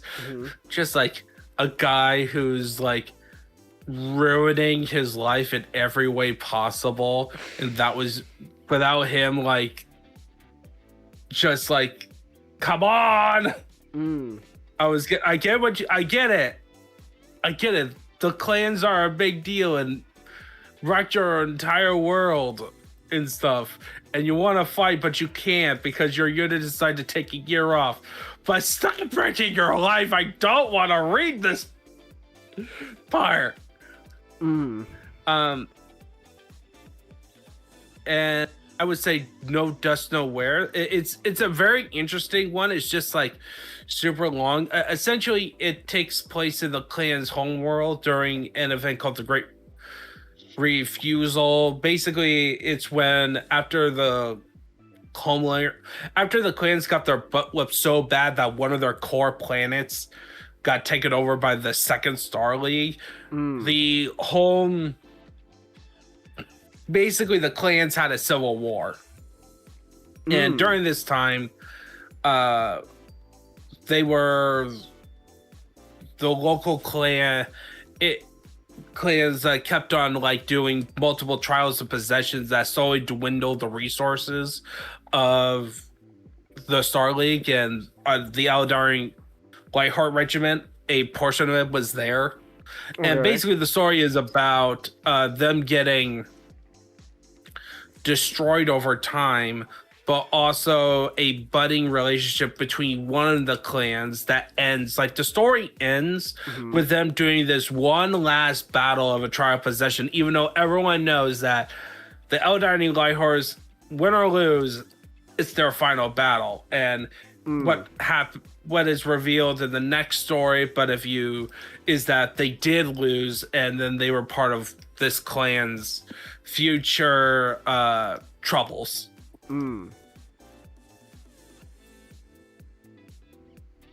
Yeah. Okay. Yeah. I would say read the book. Read the book. It's a good introduction to the world of Battletech, and like much like Great Dead, like I would argue like the best way to get into Battletech is to kind of look into the mercenary units because you don't have to worry about the big political maneuverings of like the big leaders and having multiple resources. Okay. Like multiple point of views.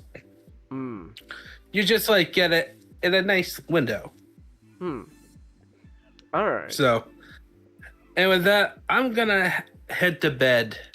I got a lot of stuff tomorrow. All right, you have a good night. Then. Enjoy talking about Resident Evil and Digimon. All right. Good night. Good night, Joe. $14.95. Well, that's not that bad for a book. I mean, it's paperback, but still, $14.95. That's not too bad, Amazon. Well, hot damn. Okay then. $14.95. That's actually a pretty good price for a book nowadays. I gotta say, $14.95, like, just a little under $15. I take that deal. I'll take that deal. Hell yeah, $15 for a book. I'll take it. It's like could be worse. It could be. But hey, yeah, 14. No, enough. Well, yes. Fuck. Oh my gosh, I'm messing up prices now. I'm spitting out numbers that don't make any sense. This is ooh. All right, $14.95 for a book. That's a good deal. I take that deal. So Meshnik, gotta ask you, is new Resident Evil game worth the $70? I would say so. Okay. Unfortunately, $70 is probably gonna be the norm. Is the new norm. Money printing and all that. Alright. Can't really help it. Okay. Alright then. Yeah, this one is, I guess. What about? Well, what do you? I gotta say. What do you guys say though? So far, your experience with the new Resident Evil game. Is it good? We taking things up to 11 here? It is good. It's not great though. Okay. Interesting. It is solid, but it does have its drawbacks. It's not a lightning in the bottle like the Resident Evil 4 remake is. Okay. Because Resident Evil 4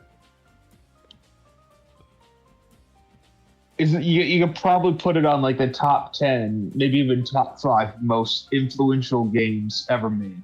Oh wow! And then Resident Evil 4 is a lightning in the bottle, sort of recapturing the feud. And that was the most recent game. And this one, I don't know too much about the development cycle. I know that it went through some iterations where Leon was always supposed to be the protagonist. Okay. And Jill was thrown in there for a long, though they cut her out. Huh. Okay. Yeah, I'm still waiting for that Jill Leon game. I don't know. They have that Death Island movie, and it's like that. I don't know about that. So the game is divided up into 2 segments. Okay. Well, not 2 segments. 2 characters. One is Grace Ashcroft,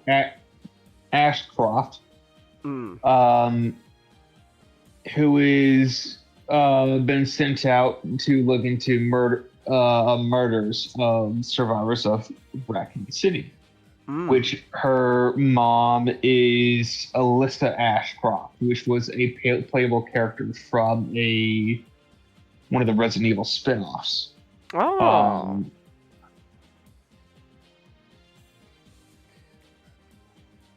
But Grace Ashcroft is the analyst who's been sent out, and then she was kidnapped. After a walking simulator segment. And now she's stuck in a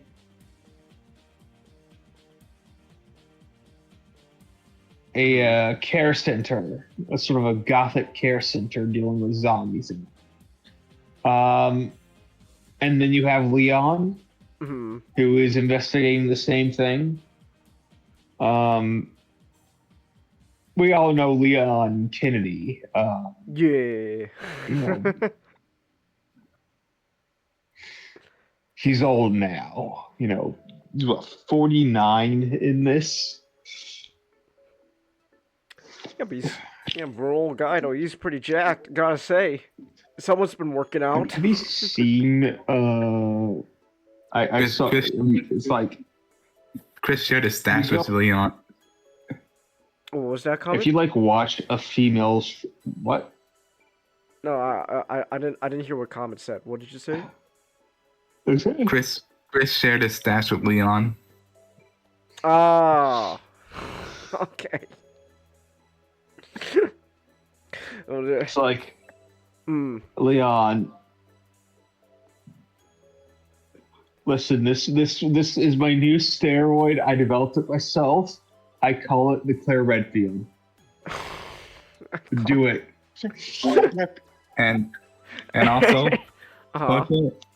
I get it just right so it won't cause any fertility problem. You gotta continue the bloodline, Leon. Continue the bloodline, Leon. Leon's like, Chris, I got married. Yeah, to Ada Wong. Fuck. No. Wait, no. I think we don't actually know if he's married to we know he's married. We don't know to who yet, but it's probably gonna be because I heard it was like a family ring or something like that. Like that was Sherry. Sherry Birkin has a ring too. It's on the pinky. Leon is wearing it on the ring finger. Yeah, so he got with someone. It's like it's probably gonna be Ada Wong because honestly, who else is it gonna be? Uh-huh. But good for Leon. Yeah, good. Continuing Leon. the Kennedy bloodline.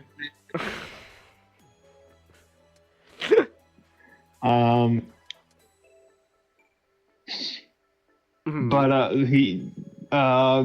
Leon's racist segments are ultimately very, very much like RE7 or Resident Evil 2, but more extreme, where you have a very limited set of weapons and not that much ammo. And she's the least physically capable of any of the characters I've played as from this.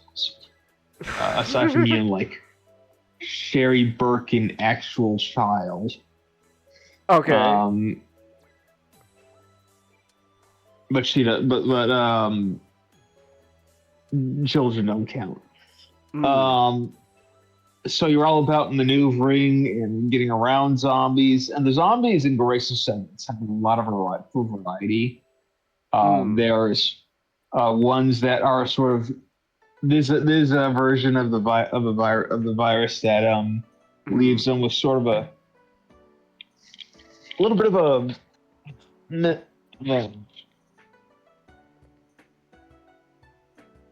they're sort of still doing the habits of what they would previously do before they were zombified. Like one of the zombies is like a worker in the care facility, and he's just focused on turning off the lights. So if you turn on a light switch in one room, he'll go over and turn it off.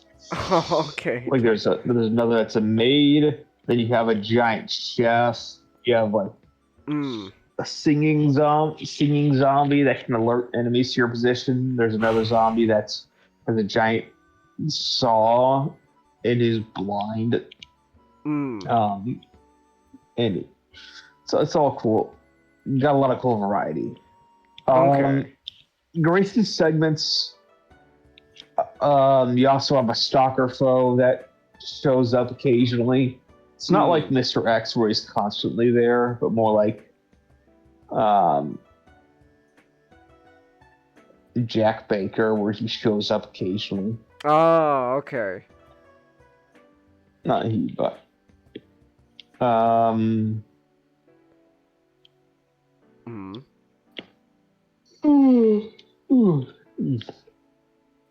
And this game in Grace's segments at the beginning can be quite they do set it is very moody. The atmosphere is just right in Grace's segments. All right. I do have an issue is that I think the big issue about this game is that it's the 30-year anniversary of Resident Evil. Okay. As a franchise. So they wanted to end up doing a game that explores both the two big themes of Resident Evil, the survival horror and the action horror. And Grace is obviously all survival, Leon's all action. I think both of it ends up suffering a little bit because of that, because they could have developed a great survival horror game or a great action game. And I feel like it just ended up as solid versions of, rather than great, versions of what they have. I do think it could be tweaked to be definitely better. Okay. But there are still some awkward ones. Like Grace will get a thing called something ejector, where you can do stealth kills and it kills zombies. Oh, okay. I think you get way too many of those. And where Grace is all about maneuvering and outthinking the zombies. It's just gives her too much of an advantage. I think getting too many of these. Okay. And Leon's my big gripe with Leon so far is that I think Leon's combat is like going from Arkham City to Arkham Origins. Oh. Where okay. it's basically the same thing. Mm-hmm. It feels slightly off, but not much to like.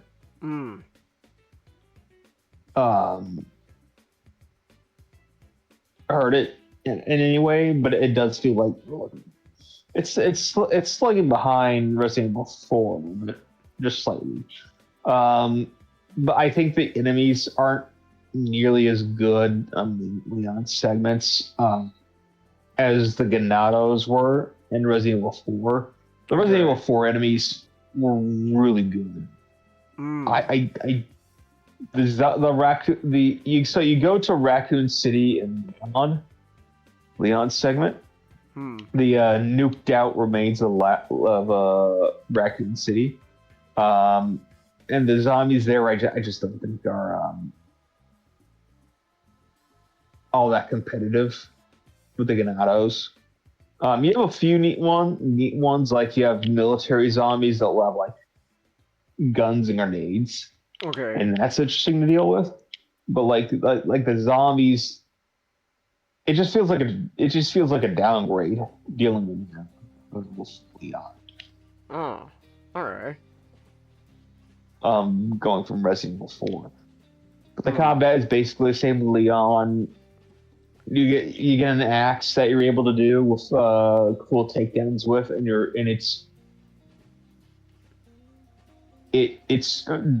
it doesn't break completely, so you can you have the option to sharpen it.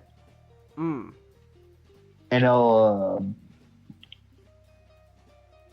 inside combat, so that's another thing to think of in the middle of things. Okay. Leon segments also have like over the top action parts, which are a lot of fun. Like he gets into like a gun battle motorcycle joust with the main villain. Oh wow! Okay. It's just really funny.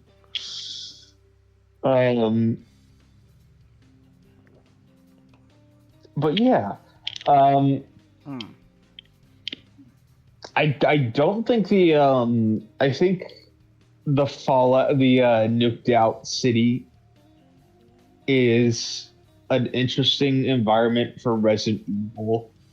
Okay. But I don't really want them to do it again because it's just not what I want from Resident Evil. I mean, I get going back once. But I don't really want to do it because it just strays too far from the setting of Resident. It's too Fallout. Okay.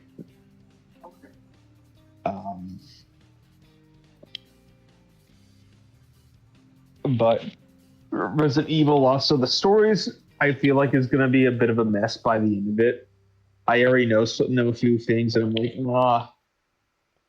it's going to be a bit of a mess, isn't it? Like for example, there's a slight spoiler, so but it doesn't actually matter in the end, so I don't. If any of you guys are planning on playing it, just I'll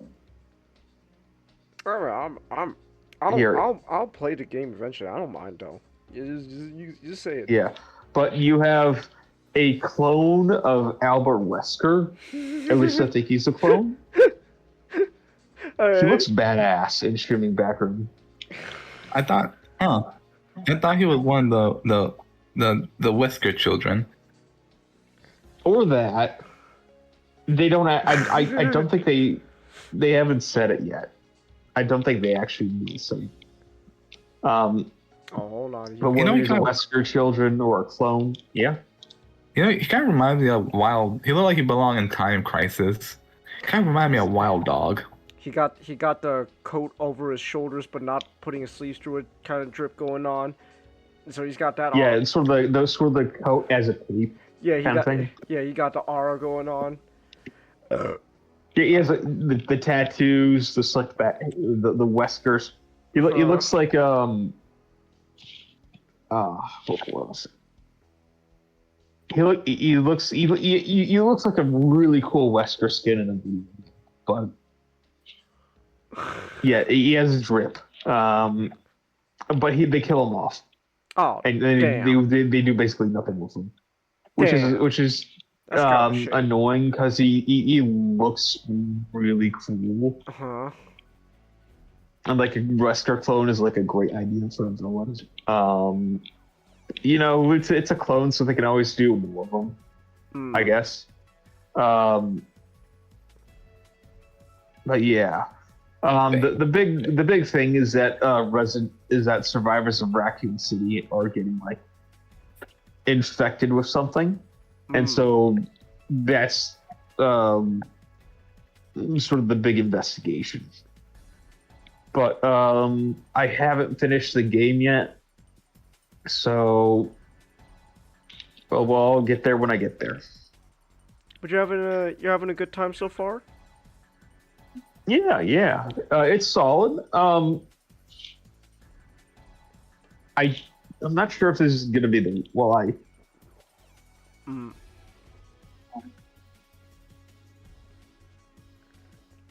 if I revisit it. It won't be anytime soon because I think the Resident Evil is one of the franchises that it's also probably one of the best ongoing video game franchises out there right now. It's kind of at a golden age right now. So I just hope they can keep it up because the next one that's going to come out is probably. It's probably going to either be a Code Veronica remake or a remake of Resident Evil 5. Which either one, like I said, there's speculation that there's so many black zombies in here is because they're getting ready for Resident Evil 5 and the zombie Figanados there. Oh, okay. Which I would not have thought of that. And before I got into the game, I saw that comment, and then I started noticing it. And yeah, there are actually a lot of black zombies in the game. So, hear me. Well, now, Master, if they are gonna remake Resident Evil 5, you gonna get the mod to make Chris Master Chief? I'll probably get it on console, but I'll imagine Sheva as Laura Croft. that's still great videos. Yeah, she doesn't look like Sheva. She looks like Tomb Raider. Did you install mods? Did you mod No. this? No. It's just fucking Chris as Master Chief.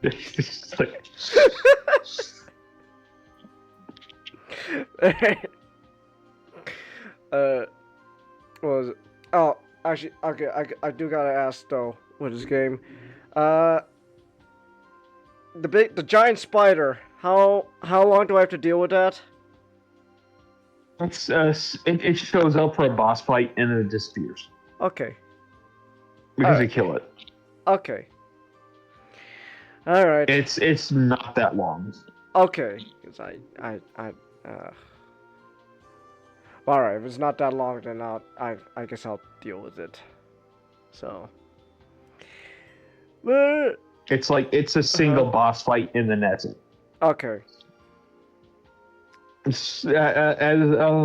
I want to make an addendum. I'm not finished with the game. I don't think there's another giant spider, but Okay. could always be. I guess there could always. It's probably because in the remake of RE1 there was a giant spider. Oh, okay.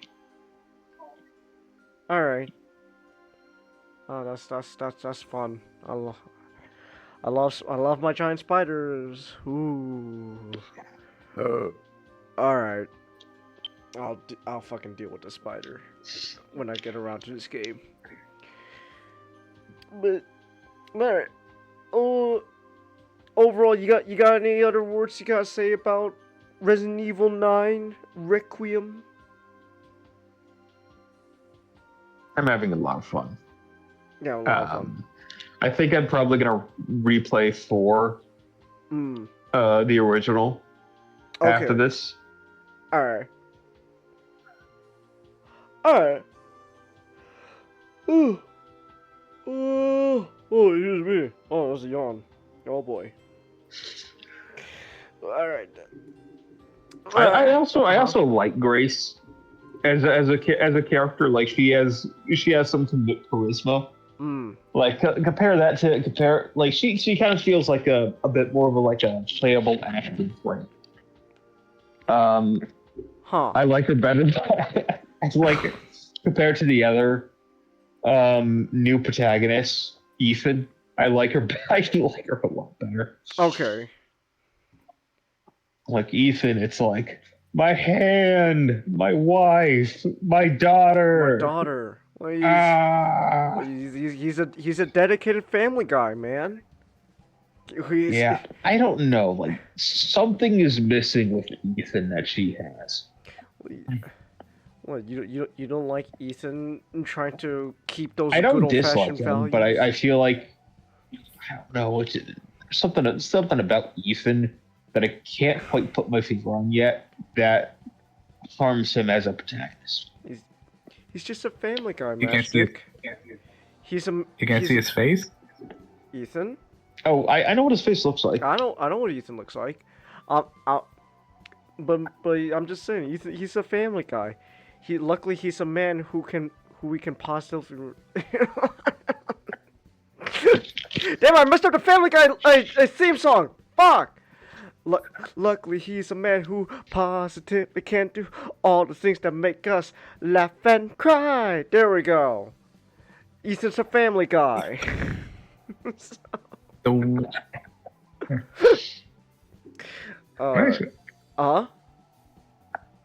Oh no, I was just thinking about RE7. Oh. Yeah, I like RE7. That was fun. Yeah. I played Village yet? Oh, sorry to interrupt. Yeah, I still was trying. I was thinking, you tell him.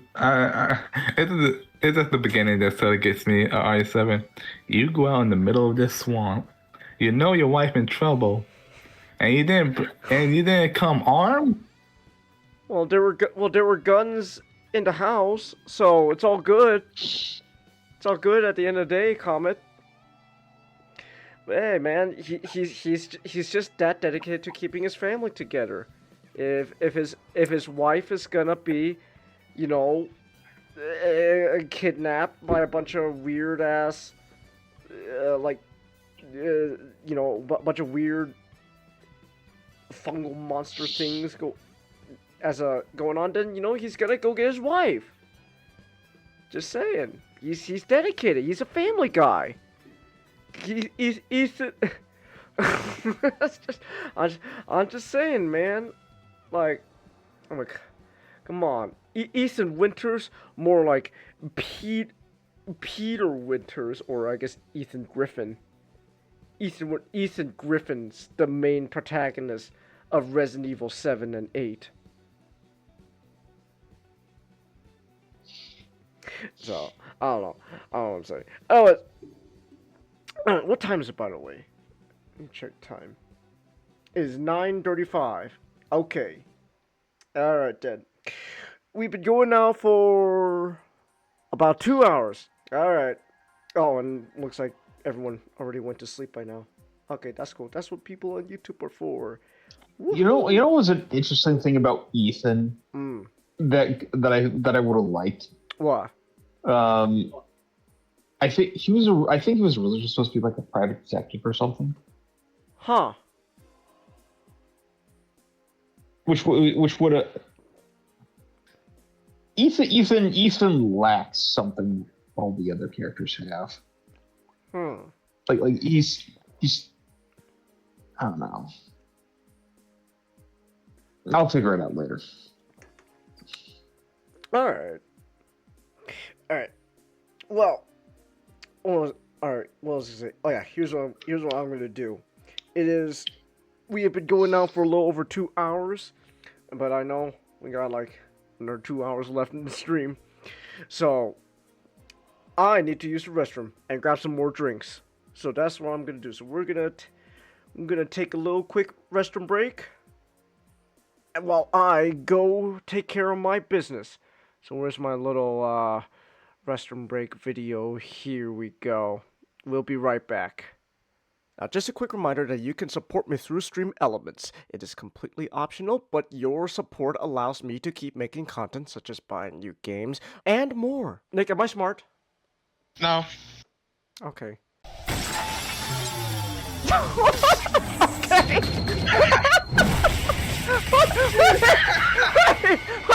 Okay, hold on, shit. Wait, hold on.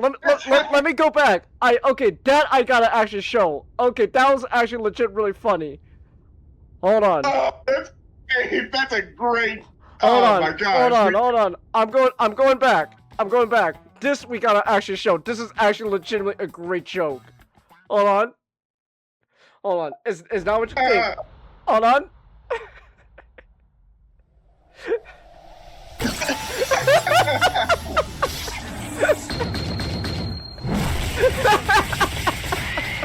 Great.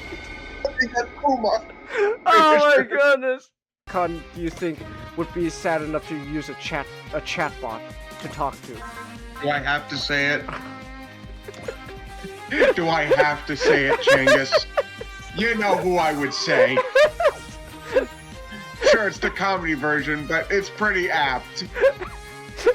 ChatGPT, tell me, am I a better leader than Megatron? Yes, Starscream, you certainly are. Oh, I knew you. Also, Sugira here is about to drop a huge plot twist on us. He's been lying about his identity. Oh my gosh, hold on a second. We got a huge plot twist coming. Uh-huh. Oh, okay. That's why he got so worked up when Kido admitted that Shono fucking killed Emi. That's why he was so worked up. I was like, damn, buddy, calm down. It's like, oh, okay. There's a personal angle. They're related. Let's go. He's got a knife. The next story is called Dead. Wow. Oh my gosh, we're really gonna be calling it that. Remember, Nick, Ken Penders is a champion of all women. He's such a champion of women, Nick, that Princess Sally has now just become entirely dependent on her daddy. A strong man. Yeah. What a true feminist he is. Yeah. You ain't the same husband I once was. Must have done something wrong that I end up in a ditch like this. You don't say. I'd be told by my own daughter to fuck off. I'd make my own lovebird cower. That's not how a good man end up. This ain't right. I ain't Right. Well, hey, you know what? Admitting that is the first step to recovery. Now you just gotta live. Exactly. Now you just gotta live. Got a weapon. Oh my gosh, he's doing the thing! Oh my gosh! Ah! Lelouch Feet Britannia orders you. Those of you who are my enemies, die immediately, here and now! Low tier Lelouch, you should kill yourself now! Lelouch really be here being fucking low tier god. Just, you should. Low tier god. Low tier Lelouch, Nick. Just. Use all my enemies serve zero purpose. You should kill yourself now. Give someone else a piece of that oxygen. Cause what are you here to live for? Nothing. Like lightning's gonna be like coming out of his eyes as he says this.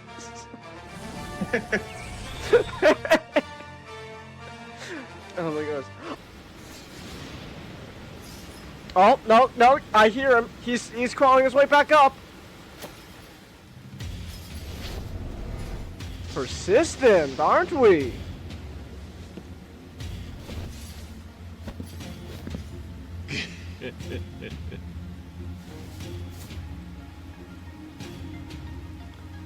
Oh, is that adrenaline? He shot himself with some adrenaline! Okay! We got a phase 2! We got a phase 2! He's got adrenaline in his system! Alright. If Sally does not go along, I'll need to know if my other option... Oh! Oh, let's... Yeah! Oh my gosh! Oh! Oh my goodness, Nick! He's bringing the skunk back into her love life! Oh! He's coming back into her love life! Oh!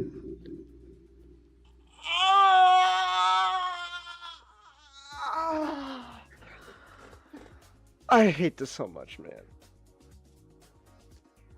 This is when is it gonna get good? When are we gonna get to good stuff, Nick? Not for a while.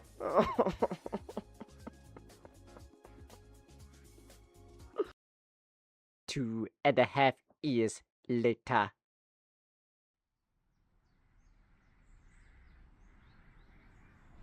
Focaccia Bluffs. Oddly quiet in here. When I gone through, I couldn't ask for more. I was expecting myself to be awash with old memories, but they feel more like a tingle in the back of my head. Already something's changed. The front of the station was being renovated. I had to walk through a maze of side corridors just to exit the place. Walking out the underground tunnel, the full blast of the sun strikes my eyes. That's... he lost his arm! Damn, he got a purple heart! Ah, shit! Sorry. I don't know. Speaking of fetishes, want to talk about rats? What type of segue is that? That's very interesting. Whoa! I never expected you to be the type of guy to make that segue. Whoa! Okay. Oh,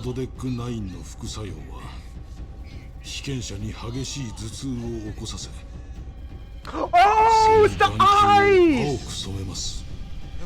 That's why they gouged out the eyes! そうなってはもう助からない。青くなるのはアドデック9に由来する毒素がたまるためだと生野君は言ってました。それは紛れもない人体実験の物証となってしまう。だからカムロ町で見つかる死体からは常に眼球が持ち去られていた。 The eyes, he turn into a Hulk. But now he is dead. Gosh. Oh my gosh, wait! Charmy's royalty? Charmy's royalty, Nick? What? How many characters are actually royalty this whole time? Oh my gosh! Oh, I feel so bad for the king then. Oh my goodness, that's who's gonna take up the crown. Oh boy. One guy I was stationed with, Miller, had a diamond in his girlfriend's name on his left wrist. This has to be a Metal Gear reference. Said that the memory of her helped keep his aim steady. Cute. She tapped away at the surface of my wooden prosthesis. Can you feel it? Try a little higher. I pointed her near to where my stump be beneath the wood shell. It's as bizarre as it is for her, getting accustomed with it. I try not to personify the damn thing, but was a long few months in therapy. With my unit gone and my duties revoked, I became a nobody again. Now that I'm back, maybe I'll finally stop. Gave it a name yet? I've got a gut feeling you've gave it a name. Ah, shit. Fine, it's... Oh! It is a Metal Gear reference! But anyway, so back to King Arthur. Back to King Arthur. So, Sorry, Arthur, you got a license to pull the sword out of the stone. You got a license for that, mate? well, we're not... So here's the thing, we're Alright.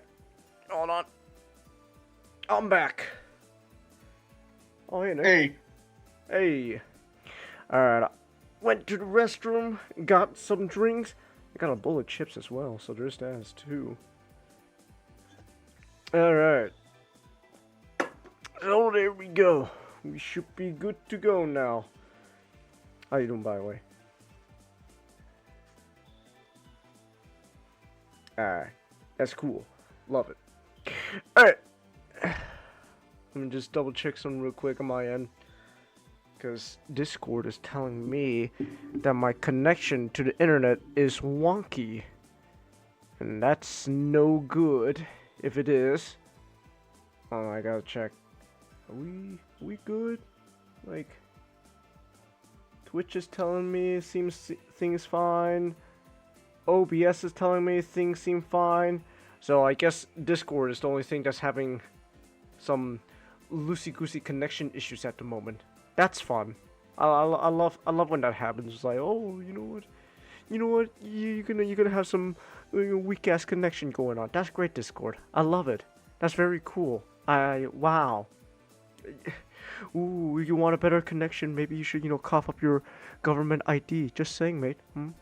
You got a license to use Discord? You got a license for that? Cough up your license, mate. Just saying. Let's do it. Anyways, that's not me shitting on Discord. Well, for now, they didn't immediately get rid of the whole give me your ID thing. They just said they're gonna delay it. They never said they were gonna get rid of it entirely. So awesome, very cool, fun, love it. They will get your information one way or the other. They will get it one way or another. You gonna give Discord your ID, Comet? No. What about you, Nick? You wanna give your government ID to Discord? No. No. No. What about you, SGD? You gonna give Discord your government ID? Oh. They can only get the information. Unfortunately, Changus, you kind of betrayed the fact that this is not a woke podcast because you presumed that a black man can get an ID. Oh! How very non-progressive of you, Changus. Don't you know black people can't get ID? Don't you Discord's being super racist right now. I'm so sorry. I just realized how racist Discord is being. Black people can't get ID. Oh my gosh, Discord, how dare they? Oh, what a travesty, I gotta say. Truly tragic. I kind of want to see someone try to pull that with Discord. that's the reason why Discord shouldn't implement their whole ID thing. They're gonna try to do the racist arguments. you can't implement this, Discord. Why not? Well, because it's racist.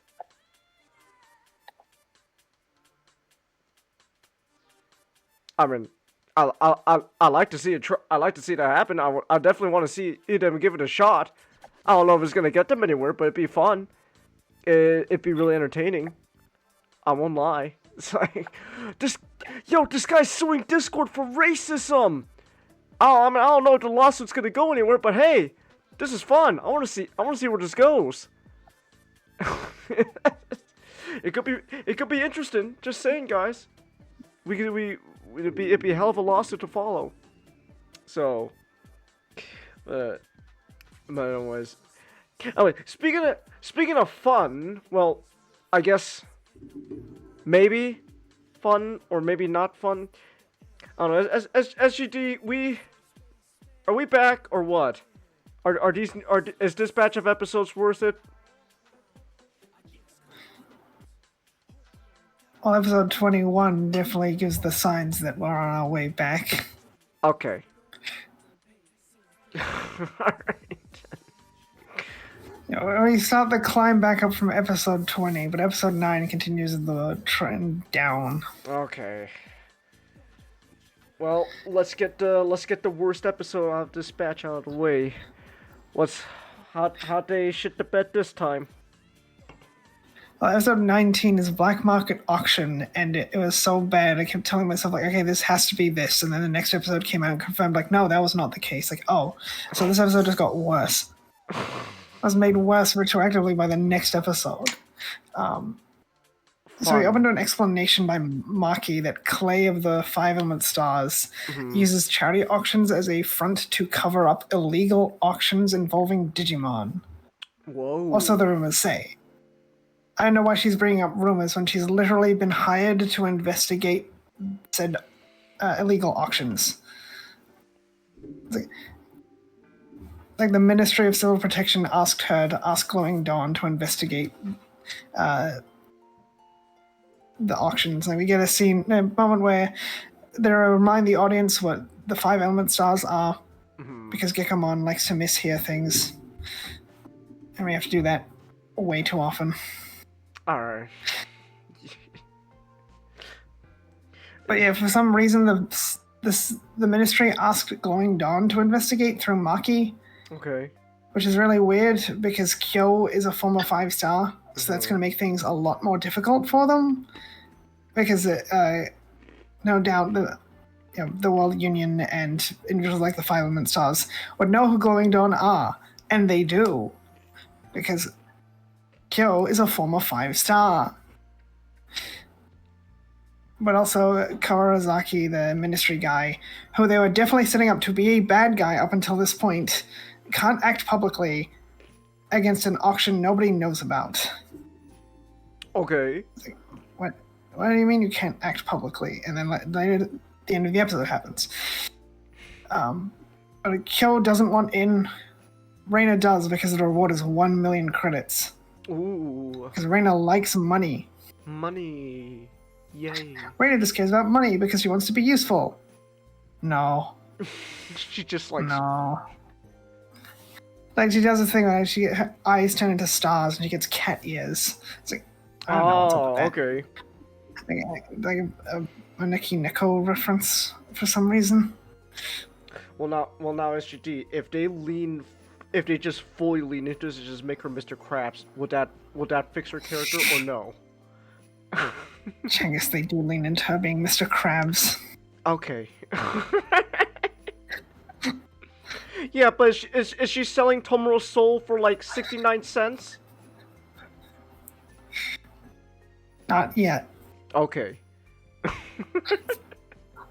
But Kyo's not interested until because Clay is involved. He doesn't want to get anywhere near Clay on account of him being a former 5-star. A 5-star. Then Maki says she'll help out. And that convinces Kyo to change his mind. Also, Yoshi says that she'll waive her finder's fee. I was like, well, then what does Maki get out of this? Like, hey, I'm going to do this job, but I'm going to do it for free. Why? Also, that kind of even further explains why Glowing Dawn's so poor. They get half of the bounty, and then Maki would skim a finder's fee off the top, so they actually get less than half. Oh my god.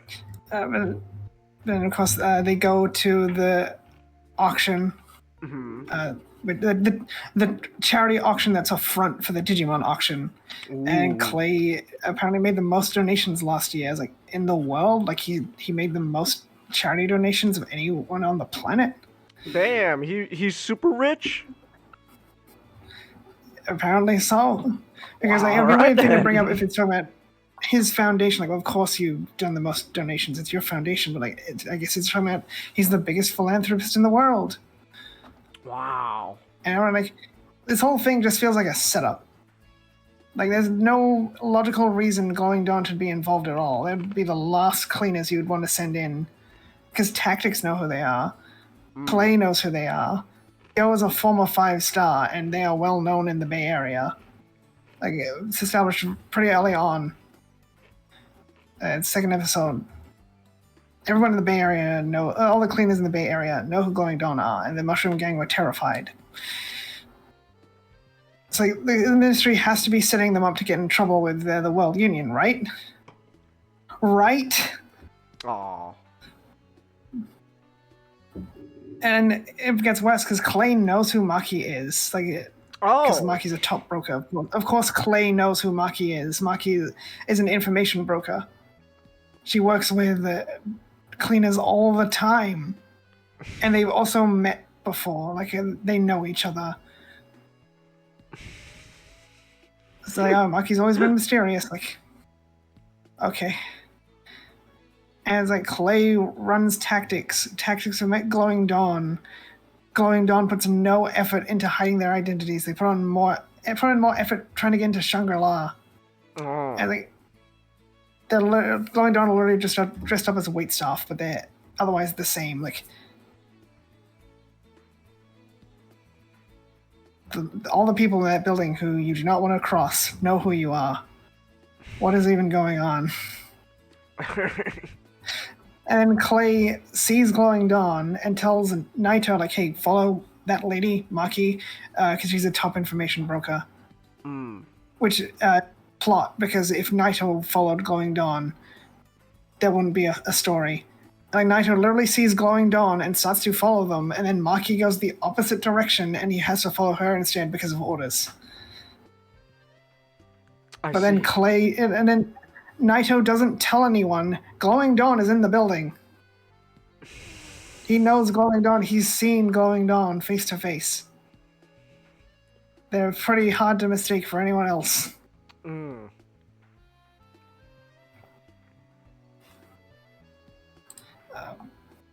But then a pair of guests at the auction approach Glowing Dawn and say, I seek the mirror world, which is the secret passphrase to get into the Digimon auction. And they realize, oh, I seek the land of mirrors. Like, oh, you're not, you don't know the password, bye. And then Makoto's like, that must be a secret password. So if these two people didn't say the secret password to them, mistaking them for actual staff, that's the end of the episode. The episode's over. This is the first 2 minutes of the episode. Nothing would have happened past this point. And they quickly run to follow the pair, to an elevator, and Makoto changes into his normal clothes off screen. Oh, wow. There's no point he could have changed clothes. A massive mistake on the production staff's part. That is a huge blunder. And it's not the first one in this episode. Oh, okay.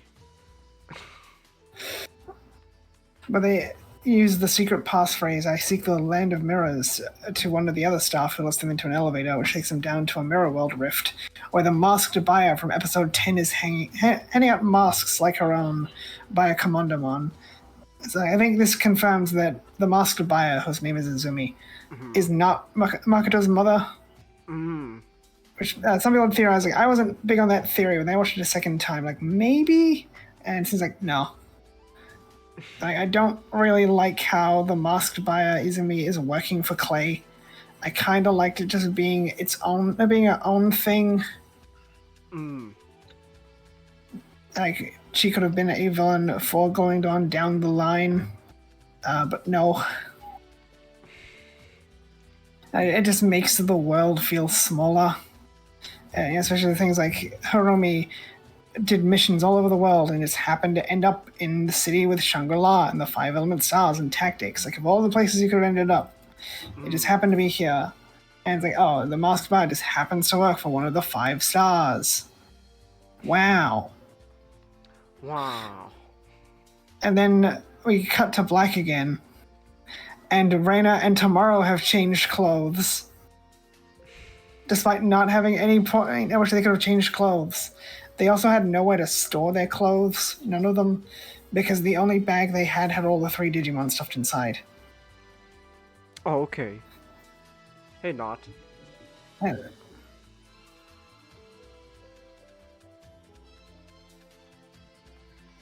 And Glowing Dawn sneak aboard the Commandomon, which is a big dog-shaped Digimon. A big dog Digimon that is empty on the inside, so you can ride inside it. Or ride on its back. Ooh. The Glowing Dawn have to sneak onto the outside. How fortunate that Commandomon's perfectly flat outside has somewhere to stand, when there's literally nowhere for someone to stand on the outside of Commandomon unless you're standing on top. I see. When Commandomon appeared in Adventure 2020, they showed off a bunch of art for it, which shows its anatomy. And there's nowhere you could stand on the outside of Commandomon. So I don't understand, why didn't you just have the venue where the elevator is? Why do they need to go down an elevator, then go into a mirror world rift? Ooh. That's really big, into a really big field, that's so big you need to ride a Commandomon to get to the building where the auction actually takes place. Oh, okay. You could have just had the elevator take them down to the rift, which then leads them into a field, and okay, we just do it immediately here. And there's a lot of people there, so they would have had to have gone back and forth a whole bunch of times, because they only take 5 people in Izumi on the Commandomon. And then at the auction, there's a bunch of food and drink, and people holding glasses and food on their plates. They're all wearing masks. Yeah, the whole idea is no one knows who anyone is, but also everyone gathers in the same room for the real auction. So it'd be pretty easy to tell who's who. Oh, hey, you're that lady with this hairstyle. No, I'm not. There's literally I literally saw you on the way in. You can't tell it's me. I'm wearing a mask. It's people holding glasses of alcohol, wearing masks.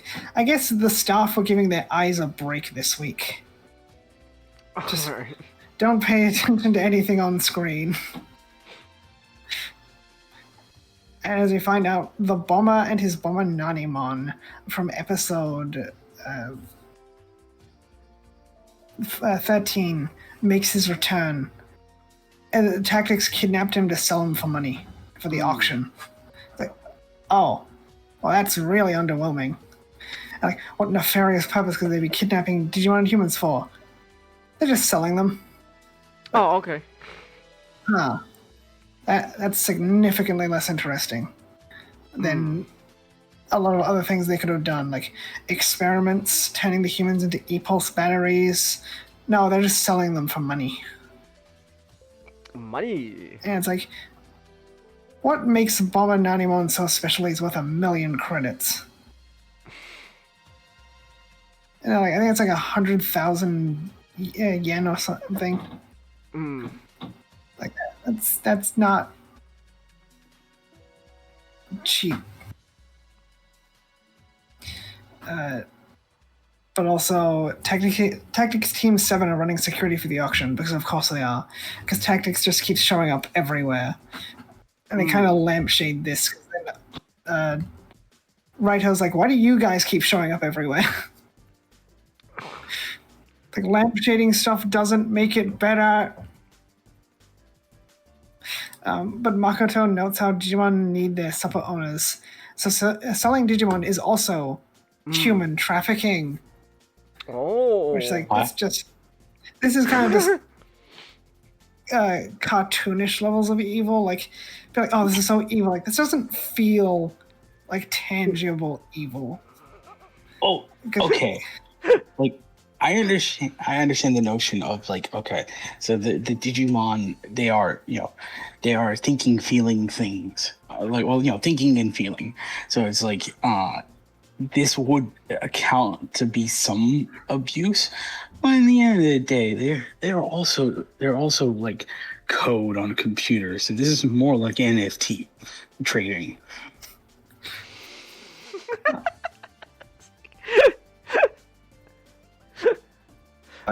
This kind of feels really just cartoonish levels of evil. Like, this doesn't feel tangible. It doesn't feel real. It's just, this rich guy does really unethical stuff. Like, okay, but this doesn't... I'm not feeling the impact that this has. Because they don't treat it with the weight that they should, especially since the first guy they sell is basically a joke character. Oh. Like, the Bomberman is not even... They're like a gag character. And like, we're selling the gag character. Look how serious this is. Like, and he's celebrating, like, yippee, I finally got sold so I can get out of here. Okay.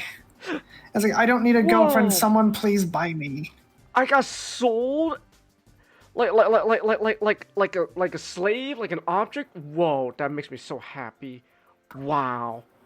One of the most evil characters in Digimon, which no one talks about, is Toma's grandmother from Digimon Sabers.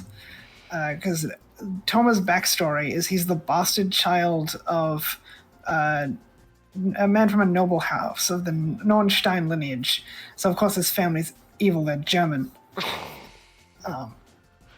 And his father had nothing to do with him on account of being a bastard child he had with a Japanese commoner. And then his mother was killed in an accident. So his father finally took him in and took him to Europe to live with him and his own mother. And Toma's grandmother was not happy that her son had a bastard child with a Japanese commoner. And Toma's father's a very weak-willed man, so of course he just listens to his mother berating him.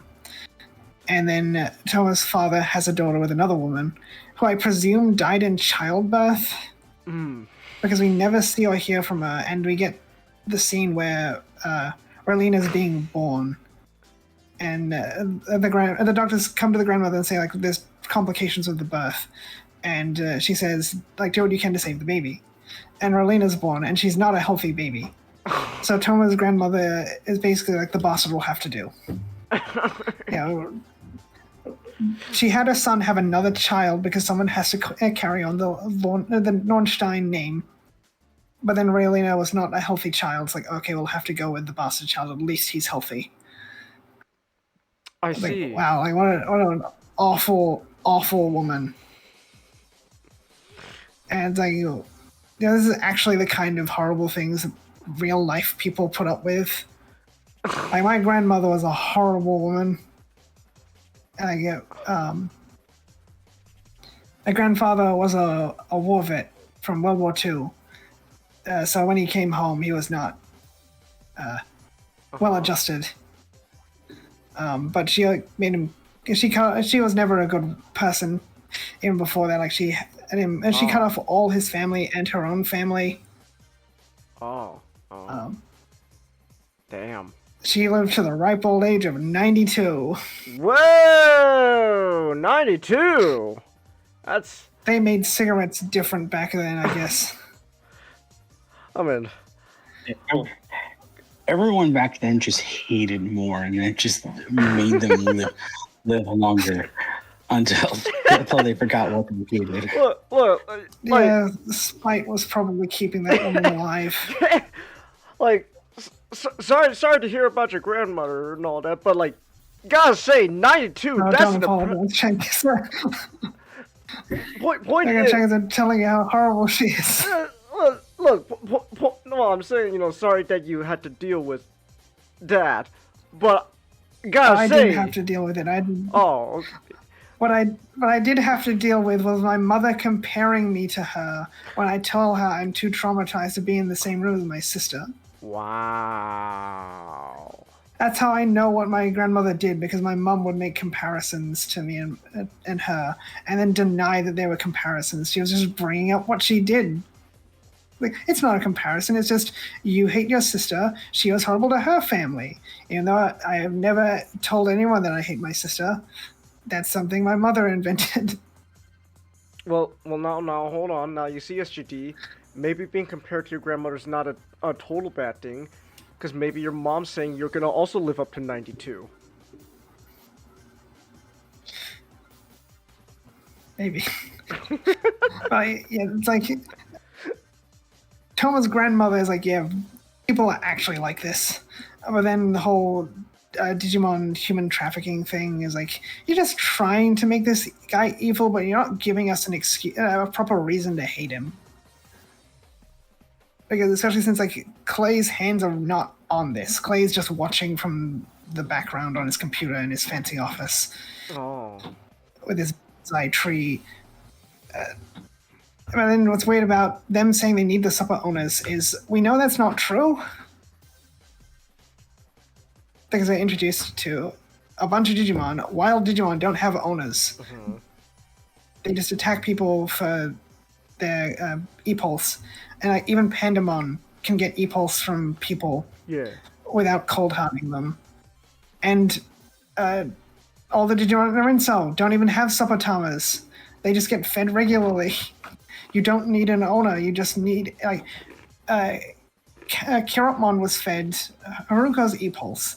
He consciously didn't like it, but it was like could still survive off it. He just didn't like that it wasn't Makoto's, because he's Makoto's partner. Mm-hmm. And Izumi came to Sunny to purchase 3 gold Numemon and Kirotmon, none of which had owners being thrown in. That's 4 Digimon with no owners she was going to put on the black market. They're just completely ignoring stuff they established in prior episodes for the sake of, human trafficking. That's bad. Ooh. Like, Raina doesn't really care until he knows it's human trafficking. Like, yes, she does. Like, no, she doesn't really care until she doesn't. It's like, oh, they're selling Digimon. Like, human trafficking. That's bad. Like, yeah, she didn't really care as much until there was human trafficking. But then I was just about to say it's like caring about something really terrible only because you have a stake in it. Yeah. Like, Kirotmon gets photo evidence of the auction going down, and it's like, oh, we got the evidence, we can leave. And then Reina's like, no, we should get more evidence. Like, what more evidence do you need? You have people bidding on Digimon and humans being sold. That's everything you can get. But we need the plot to happen, so they go deeper. Everything about the situation says they need to leave immediately, because they don't know if they can get out. They need to walk back to the rift. They can't use Commandamon to get back. Tactics Team 7, who have beat them consistently, are security. If anyone catches any wind that they are there, they have nowhere to hide. Of course, they go in and somehow sneak around the back and underneath where the auction's actually taking place, where all the people are being held in cages with their Digimon, which is a really strange thing to do, because they can just feed their Digimon using their e-pulse and cause trouble. And they did not separate the Digimon from their Suppotamas, because at the end of the episode, a Digimon dies and we see their Suppotama, indicating that the Digimon still have their Suppotamas. Oh. Like, maybe they're e-pulse starved. Like, how would they be e-pulse starved? The humans are e-pulse batteries. And the next episode Yeah, episode 20, they have established this technology that can remotely drain E-Pulse, but that's not in the auction because Reina powers up Pristimon and evolves Pristimon. But then they sneak around, find the prisoners, and tomorrow, for some reason, gets really interested in a girl with her Tinkermon. Like, he just feels really bad for her and wants to help. Like, okay. And her name is Ikuhara Yume, and she and her Tinkermon are voiced by Holo's Hakui Koyori. Does she do a good job? Aww. Well, she does a good job with the few lines she's given. Okay. Because Yume really is not a character. Ah. It's like, huh. But it's like this is guest role. It'd be like kind of weird that they hyped her up so much and she does nothing. Like, I mean, they hyped up Hiromi and he did nothing either, so I don't think it's that they got a VTuber. It's just whenever there's a guest cast character, so not even a guest person in real life, it's just, here's this character of the day, let's hype them up. Ah. So people think maybe she could come back later. I don't know, I don't think Hiromi's coming back later, guys. Oh, damn. Okay. But then, like, Reina starts acting weird too, and says, like, if you're doing what I think you're doing, we're getting out of here. And like, oh, I think you should have done earlier. And like, you want to rescue the girl? Like, we're not here to play hero. Like, Reina's supposed to be the emotional and impulsive one. Why is she being responsible? Makoto should be the one saying, like, we can't rescue anyone. Like, we won't be able to escape. But then Gekomon just starts pulling faces to cheer up Yume, which doesn't work, but it does cheer up Tinkermon. And then their cage is lifted up for the auction because they're the second item on the auction. So they went from bidding up. By the time Bomananimon was won in the auction, Glowing Dawn managed to sneak around underneath the auction before they got to the second item on the docket, being Tinkermon. It's like, okay. Wow. And so Reina frees all the prisoners, and chaos ensues. So then Azumi pulls a gun on Makoto, like a human-killing gun that can't harm Digimon. With a bunch of Digimon and humans behind Makoto, like, hand over Kirotmon and everyone get back in your cages. Then the Bomananimon throws a bomb on her, and a bunch of bombs on her and her security, and then, so like, oh, I guess the bomber redeems himself. And then they all run away together. The Makoto, Reina, and everyone but Tamara and Yume run off in some direction, going I don't know where. While Hotaruko and Granite give chase.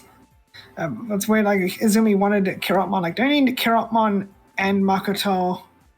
Because they established this episode, you need both. Like, but Raito confronts Tomorrow, who's pissed to see him, because, like, why do you keep showing up everywhere? But then Kyo shows up to save the day and protect Tomorrow with Murasame-mon.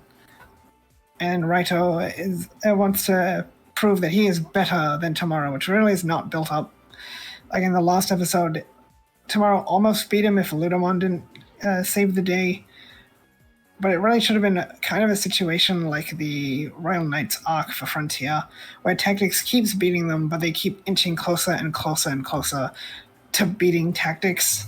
And Raito starts getting paranoid, like, oh no, they're actually reaching our level. But it's just been consistently outperforming Glowing Dawn. It's like, it's supposed to be like this ideology versus this ideology. Like, I don't know, man, Tactics is just better. Like, they're just better. They're a family unit versus they have no emotions and just follow orders. Right, and that's working out great for them, though. Like getting their shit together seems to be running very great for them. When these people do a good job, the Kyo cooks food for them. When these guys do a bad job, Naito punches them in the face. Right, but they're still doing a better job than Glowing Dawn.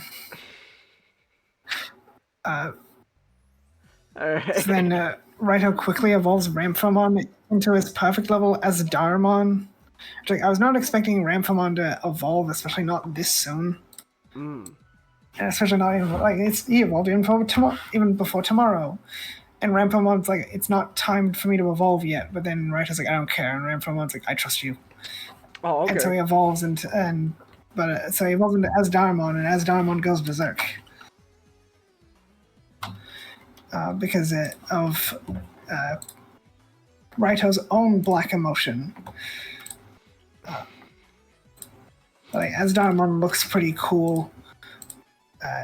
People have noticed that his wings and blades on his wings kind of form heads of their own, like some species of pterosaurs.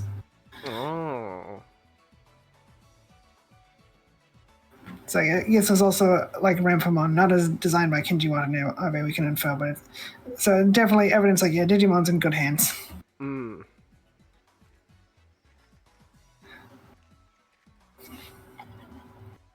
But then of course, as Darmon going even Berserk can take on both Murasamemon and Amalizamon working together. He's just that good, and he's not even following orders. But then because plot, he just decides, you know what? F them kids. So he attacks Yume. Oh. Just out of the blue, it's like, I'm gonna attack Yume, and then Tinkermon shields her but dies. And Tinkermon's like, it's okay, like now you won't get any more trouble for having a Digimon because I'll be dead. And then Sabatama's just on the ground. It's like, man, it didn't even fall out of her. How'd that happen? It should have been in Yume's hands. Mm. How'd that Sabatama even fit inside of her? People are asking the question, like, how does a Sabatama fit inside Tinkermon? Tinkermon could not fit a Sabatama inside of her. Like, Digimon magic, I guess. Does it just shrink to fit inside her mouth? At least, like, Shademon's flat, but at least Shademon is big. Tinkermon is small. I was like, I don't feel anything for these characters. They barely, like, Tinkermon dying was when she had the most things to say. I don't even know why they bothered with a guest character this episode. And Monodramon's pretty upset about killing a Digimon for as far as he knows the second time, because he didn't know Commandramon actually survived last episode. And it's kind of strange that Monodramon's upset about killing Digimon when Shakamon killed Koemon a couple episodes ago and did not care at all. It's like, yeah, it's just part of the job. But like, everyone talks about how Digimon are reflections of their partners until it's Raito and Monodramon, in which case, who said anything about Digimon being reflections of their partners? Raito's an awful guy, and Monodramon deserves better. Like, oh, Monodramon's a nice guy. That means that Raito is actually a nice guy deep down, and Tactics is the one that made him an asshole. Oh, I see. Like, Raito is also upset about a Digimon dying, but then he gets angry and tries to punch Monodramon, but Tomorrow stops him and tells him off. And then Naito arrives and is also upset to see Tinkermon dead, but for different reasons. And then somehow Glowing Dawn escaped off screen. Yay, I guess. You're probably wondering what happened to Makoto and Reina. Also off screen. Oh, I see. Everything happened with them off screen. We don't get to see what happened between Haruko, Granite, Reina, and Makoto and all the prisoners. It all happened off screen. So I guess Raito just let Glowing Dawn go, and they just managed to regroup somehow. And Granite and Haruko did not take Reina and Makoto prisoner when they recaptured all the escaped prisoners.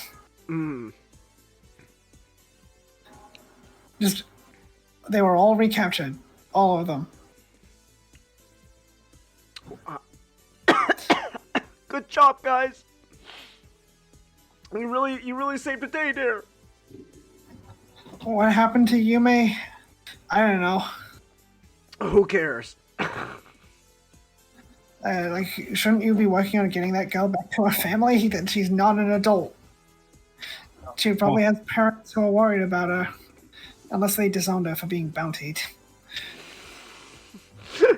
Sorry, girl, you have a price on your head. We don't want you anymore. Glowing Dawn probably sold her to another auction. 'Cause I think that's the only way they can solve their financial problems. Hey, Maki, you need a bar back, right? You're all alone here. This girl can go get ice for you.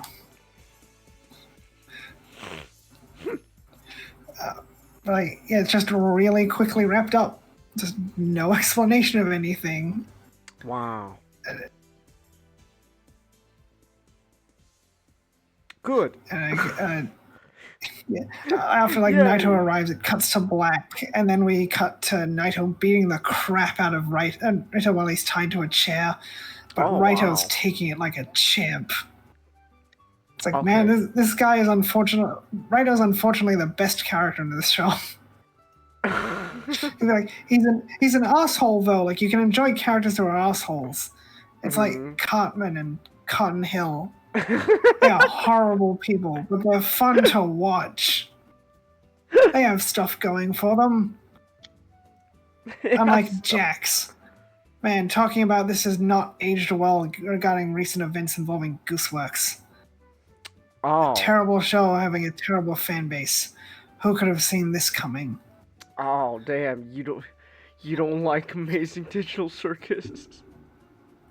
I've never liked Amazing Digital Circus. Wow. Okay. I watched episode 1 like, nah, this is really mediocre. And I hated Jax, but everyone loved Jax. He was a Tumblr sexy man. And then everyone, and like, Jax is just an asshole for the sake of being an asshole. And it's not even entertaining. Like, Cotton and Cartman, they're assholes. But what they do makes sense for them. Like, Cartman does something terrible. Like, of course Cartman would do that. Cartman would absolutely do that. He's not trying to be an asshole. He's just being himself. And it's the same thing with Cotton. He's not trying to be an asshole. He just doesn't care about other people. He just doesn't care. But then Jax just goes out of his way to be an asshole from episode 1.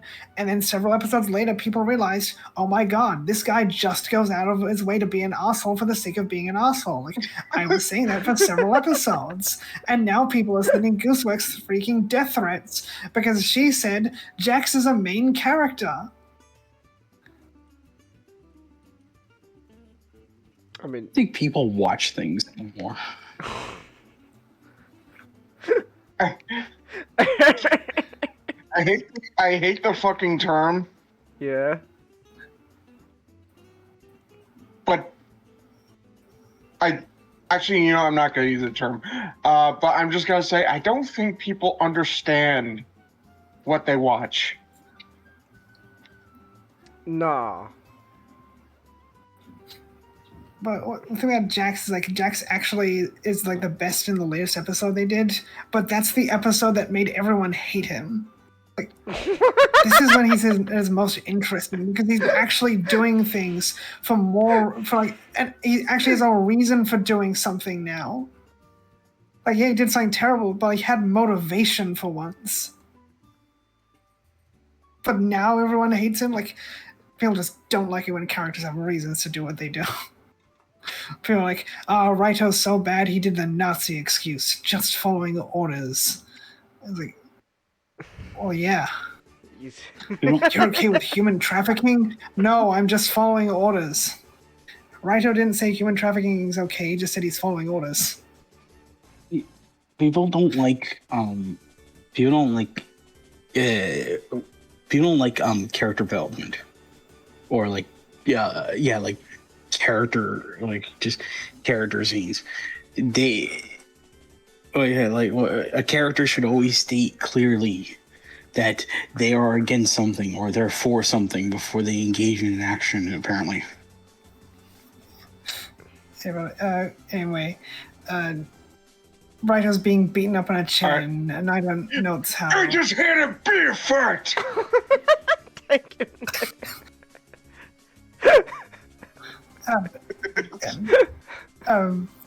Granite and Hotaruka will not be getting punished because they recaptured all the product.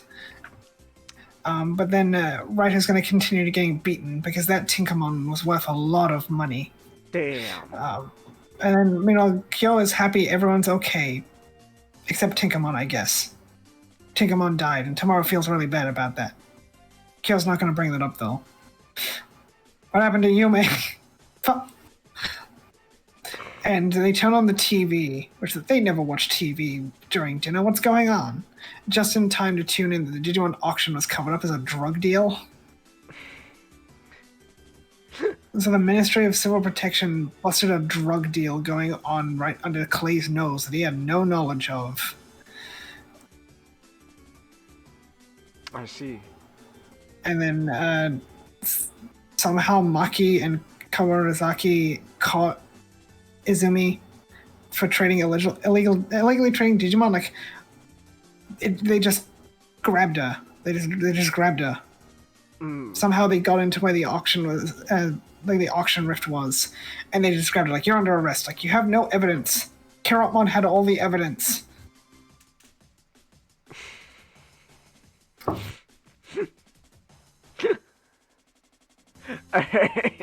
Kawarazaki can't move publicly. I think literally showing up in person and grabbing someone and arresting them is pretty public. And the masked buyer is just always wearing a mask. They don't take it off. Like, oh, okay. And Kyo's at Maki's bar waiting for Kawarazaki to drop off his payment. But then Clay shows up in the end of the episode. Ooh. And episode 20, Proof of Genius. Neither Maki nor Kyo are happy to see Clay, who orders a blood and sand. That's not an IBA-approved cocktail. Nah, screw the IBA. Because Blood and Sand is actually a cocktail named after the movie Blood and Sand. But of course, Blood and Sand because his Digimon uses sand. Ooh. It's Prognomon from Digimon Liberator, which is still going. Yay! It's not over yet. I said it a while ago. Like, kind of weird that you'd use the protagonist of a series that's still going. Oh well. And Clay talks like, Tinkamon would have made me at least 100 million credits, and that Glowing Dawn has cost me billions. Like, are you serious? He's like, you cost me billions, Kyo. You can at least buy me a drink. He doesn't even finish the drink. I guess Blood and Sand's a magic because it keeps changing color. But they have a conversation, and Clay says, like, Clay implies Chairman Wong's not aware of his illicit dealings. And then, like, the old man's time is over. So I was like, you and me, Kyo, we could run the World Union. And Kyo's like, you use Digimon for profit. Wong uses Digimon as a power he's been granted. You're both the same in my eyes. I was like, I guess that's a no. But when Kyo says, like, Chairman Wong views Digimon as a power he's been granted, I wonder if that means that, because a few episodes ago, a handful of episodes ago, Wong said, like, Digimon are in the shadow of human recovery. It's like, is that implying that Digimon have been utilized to help rebuild society, or I think that's what it's implying. I think they're trying to set up, like, the world is being reconstructed off the back of Digimon. Yeah, because I think that's what it's implying. Because in episode 13, there was a line which either implied that or Digimon was showing up at the same time humanity was recovering. So I think it's implying, yes, Digimon are helping rebuild society in the shadows, which is probably how the World Union got as big as it did. But then, like, Clay tells Kyo, like, stay out of my way for your family's sake. And we're like, you really should have established sooner why Clay didn't do anything about Glowing Dawn. Like, it would have been nice several episodes ago if Naito's like, yeah, we should do something about Glowing Dawn, Clay. And I was like, no, if we do something about Glowing Dawn, Kyo will get involved, and that's just going to cost us a lot of money in the short term.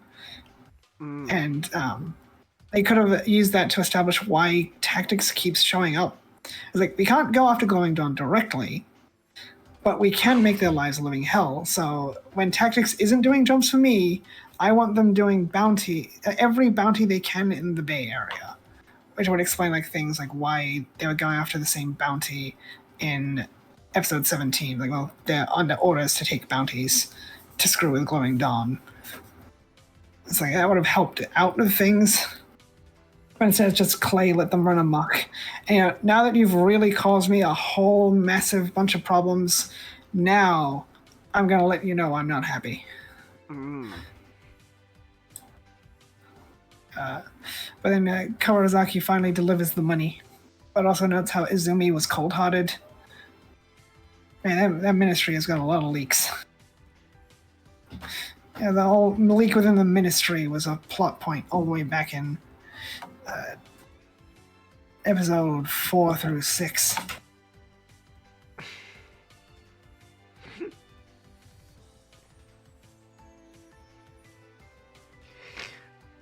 All right.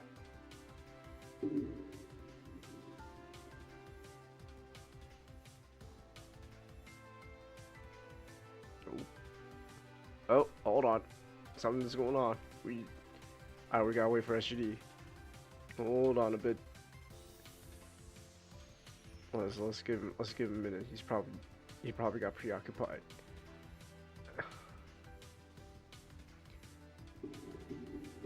We'll mention to break up the silence. It seems like Clay didn't need.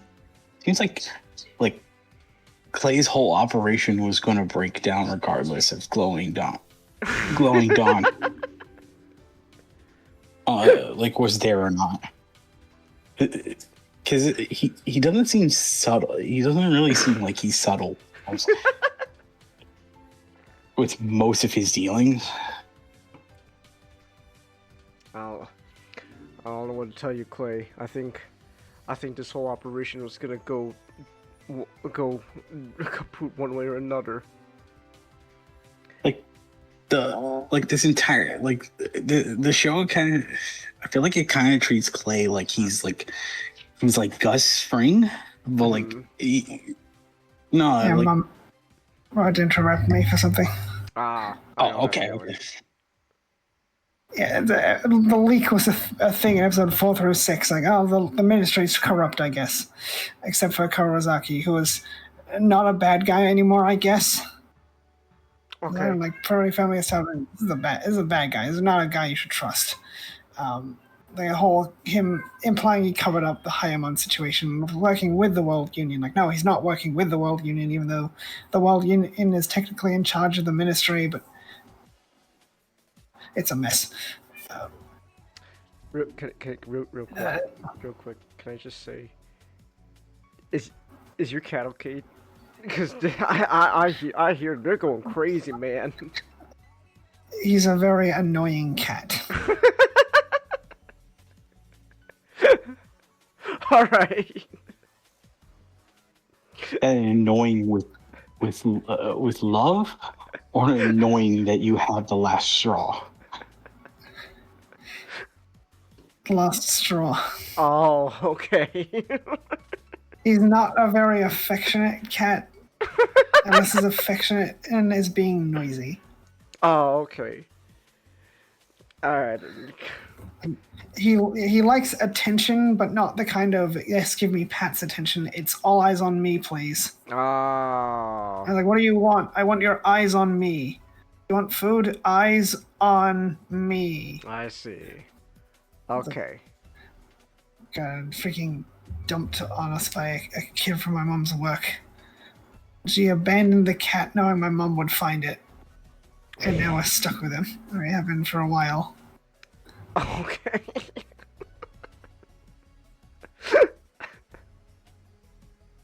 Alright. But yeah, Izumi was supposedly cold-hearted under orders from Clay. Because the World Union somehow ordered the government to create this Ministry of Civil Protection. And then the 5 stars work for the World Union. I know I like to bet on my theory the World Union was the government. That's why it's called the World Union. But then it's revealed the World Union is a business. Okay. I see. But then Kawarazaki's like, I want to bring down Clay, but I don't have proof, and I need proof. And Kyo's like, I'm not getting involved.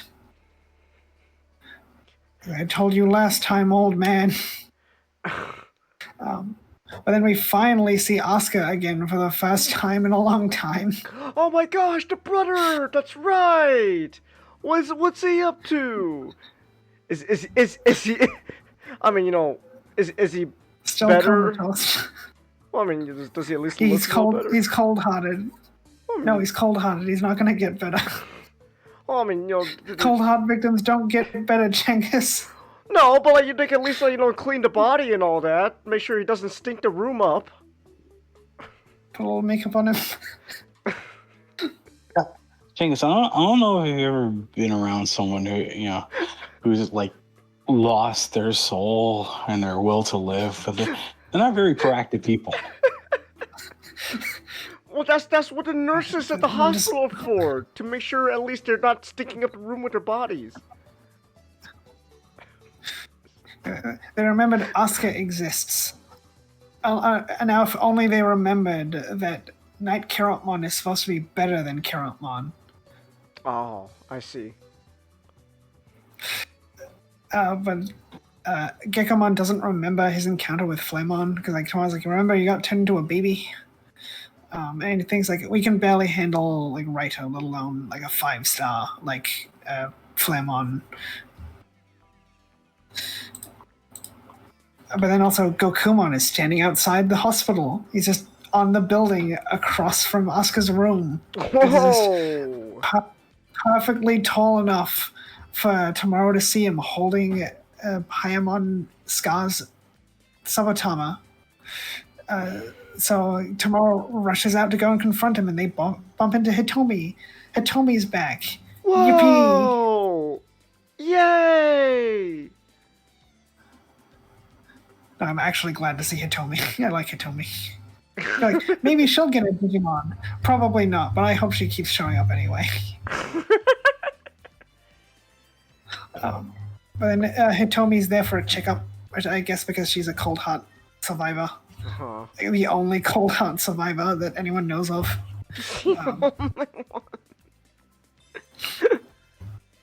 I like in this world,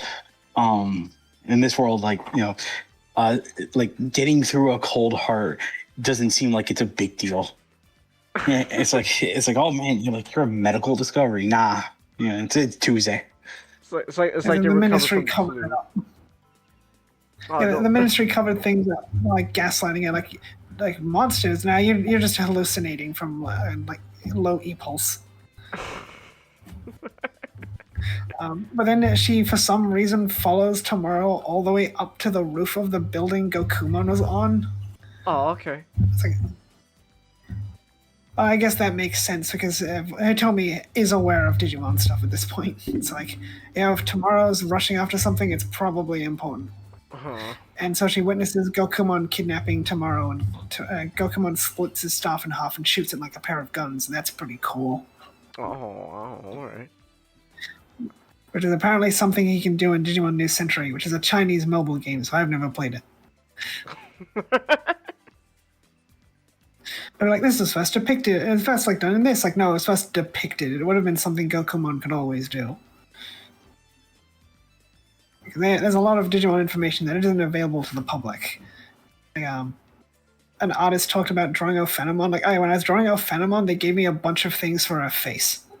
It was very important. The placement of the beauty mark under her eye was very important, according to the artist. He says the materials made that very clear. I see. And then, of course, Tomorrow it just ends up in this secret arena where Digimon are forced to fight each other so people can bet on it. Whoa! There's a Digimon Thunderdome? Pretty much. And then Naito's Clay, Tomorrow's in the arena somehow. And I didn't organize this. Someone hacked the system and entered Tomorrow. And I was obviously Genjo did that, but they don't know that. And I wonder who it could be. Obviously Genjo, obviously the guy who kidnapped Tomorrow entered him into the torment. Why are audiences so stupid? Why are audiences so stupid? Amelizamon effortlessly defeats a Greymon, and then the Greymon Supper owner is dragged off, kicking and screaming. Not screaming. Just not happy to have lost because he knows what happens. I see. And then Naito's like, should we cancel the next match between Tomorrow and Raito? And then Clay is like, no, let it go through. We'll process them both afterwards. The crowd were pretty excited by the Greymon Amaryllismon fight, which they tried to cancel but went fast enough. Oh. I mean, Hotaruka was spying on Clay for some reason. I don't know why.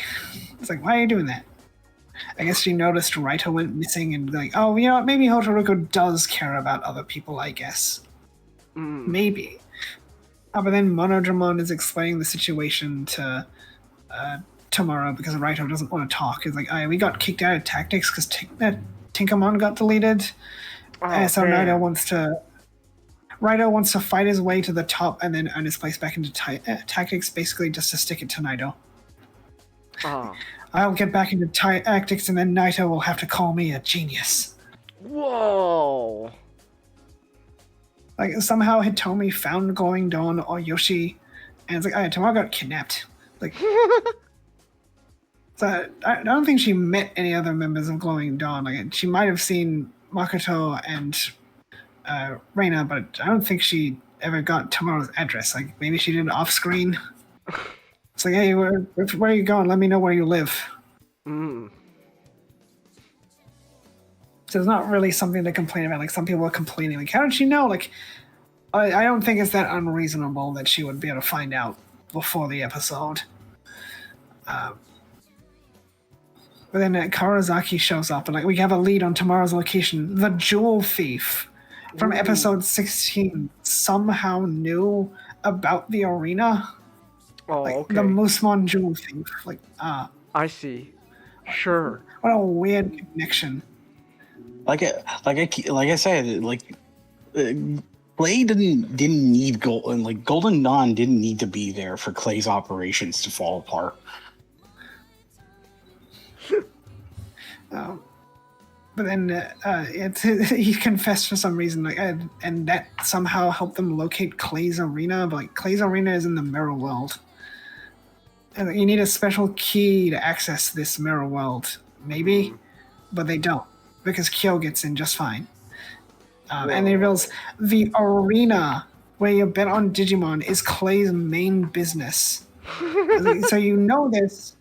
But you don't have the evidence to prove Clay is actually tied to it, and the black market is a side gig. I see. Black marketing, that's not human trafficking. That's not so bad. Making Digimon fight each other, now that's where the real evil is. Yeah, we gotta stop that shit, man. That's terrible. But like, what happened to all those people captured by Clay from the black market? I don't know. They're small fry. The real problem is the Digimon fighting each other. We cannot allow Digimon to be used for gambling. That's worse than trafficking them? Yes. I can excuse human trafficking, but I draw the line at gambling. Well, you see, we don't want people to get the wrong idea of, like, trading Digimon. We don't want to seem like trading Digimon is a bad idea. Now, gambling, unauthorized gambling, that's a different thing. We got nipped that in the butt, man. Whew. Trading Digimon is fine. Making them fight each other is wrong. It's not like this franchise was built on that or anything. You would have your Digimon fight other Digimon, SGD? My gosh, I thought you were one of the good ones. I have never done PvP on any of my VPets. I deny those accusations. Wow. What I'm gonna sue you in Japan. You don't have to be lying for me to win. But you are lying. Man, I gotta say, what a great moral message that Beatbreak is trying to teach me. Digimon having your Digimon fight other Digimon is bad. I would have never guessed. Yeah, lots of evidence confirms like the whole busting the black market, like that was not trying to get Glowing Dawn in trouble, even though it absolutely should have been trying to get Glowing Dawn in trouble, and is the only thing that would have made that episode make sense.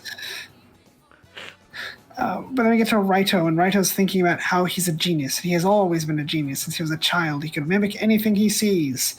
Which is, I get that implies intelligence, but not like genius intelligence. Because when you can mimic things, sure, like you can have the intellect to work out how that person did it. But then you're just mimicking something that's not very good for application. And they do 3 awful examples of the benefits of mimicking people. Chess, sports, and math. Whoa, math? Oh. Specifically soccer, but they say sports like soccer. It's like, if you can mimic someone in chess, that's not good because you need to be... chess isn't about outsmarting your opponent in the, countering them. Chess is actually about forcing your opponent to do what you want them to do. But math... So if you can... Like, if you mimic people, you're not going to be able to counter someone because, like, okay, this person did this, then they did this, so I'm going to do that. I do this. That's not what the guy did last time. Oh God, what do? I only mimic people. And sports, like, it's a bunch of people on a field kicking a soccer ball around. What good is mimicking going to be there? It's like, oh yeah, I can kick this ball with my foot and then with my knee and then hit it with my head, just like that guy. Whoa. They're trying to say like, oh yeah, Raito, he's smart because he knows the tactics, he knows how to play the game. But like, it just kind of seems like they're like making it sound like, yeah, he's smart because he can just play like other people. And it's like math. Like, oh yeah, I can work out this equation. All right, now let's change these variables. Solve for y. Uh-oh. Writing down someone else's equation is not smart. How is mimicking someone else doing math implying any level of intelligence? Like, you have a good memory. Congratulations. At least the first 2 things, you at least have to figure out how to do it yourself. Mimicking math has no thought whatsoever. So this implies that Raito is a victim of the American school system. Whoa. Common Core strikes yet again. Gosh. Whew. It's like a problem with character. They keep saying he's a genius. Like, you actually have to show him outsmarting people. It's not just, I can mimic anything I see. Like, well, that doesn't make you smart. That's not fluid intelligence. That's a level of crystal intelligence. It's some level of crystal intelligence. Like, you have good memory. I will have you know that I am quite intelligent. I copied all the answers in school. Basically. And like the one thing he struggled at was controlling Digimon, and then it shows Monodramon having beaten up by Gigasmon. Like, well, of course you were going to lose to Gigasmon. Gigasmon's like 2 levels above. It's not really a surprising outcome. And I guess that's when Raito joined Tactics, as he got beaten up by Gigasmon, and it's like, I can help you control your Digimon or something. Whoa. But also, like, Raito never demonstrated any problems controlling Digimon until Asdamon last episode. But then Tomorrow finds out what happens to losers of the arena. They get cold-hearted, which I presume is what Clay meant by processing Tomorrow and Raito. You think he would have just had Tomorrow released, like, hey, look, man, I'm sorry this happened to you. We had nothing to do with it. I don't want to be in trouble with Kyo. Like, man, like, no, I'm going to kill this kid. He had no fault of his own. Kyo's going to get really mad if anything happens to him. So I'm just gonna kill him.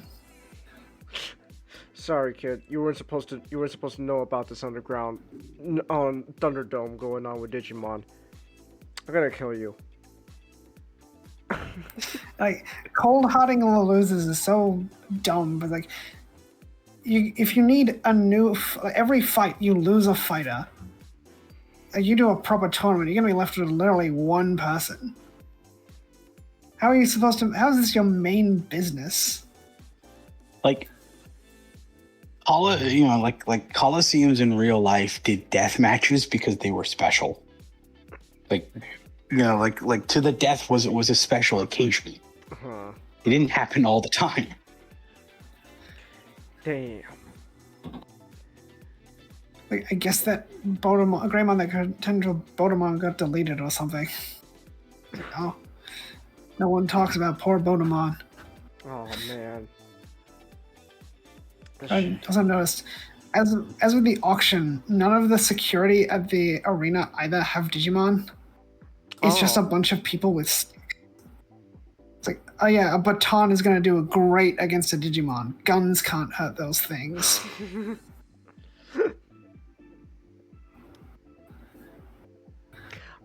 Like, you could give them some Digimon.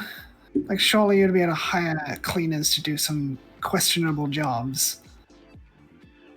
Like, and why is there tactics security at the auction, which just happened to be Tactics Team 7, but there's no tactics security at the arena where the Digimon are fighting each other and things will be much more likely to go wrong.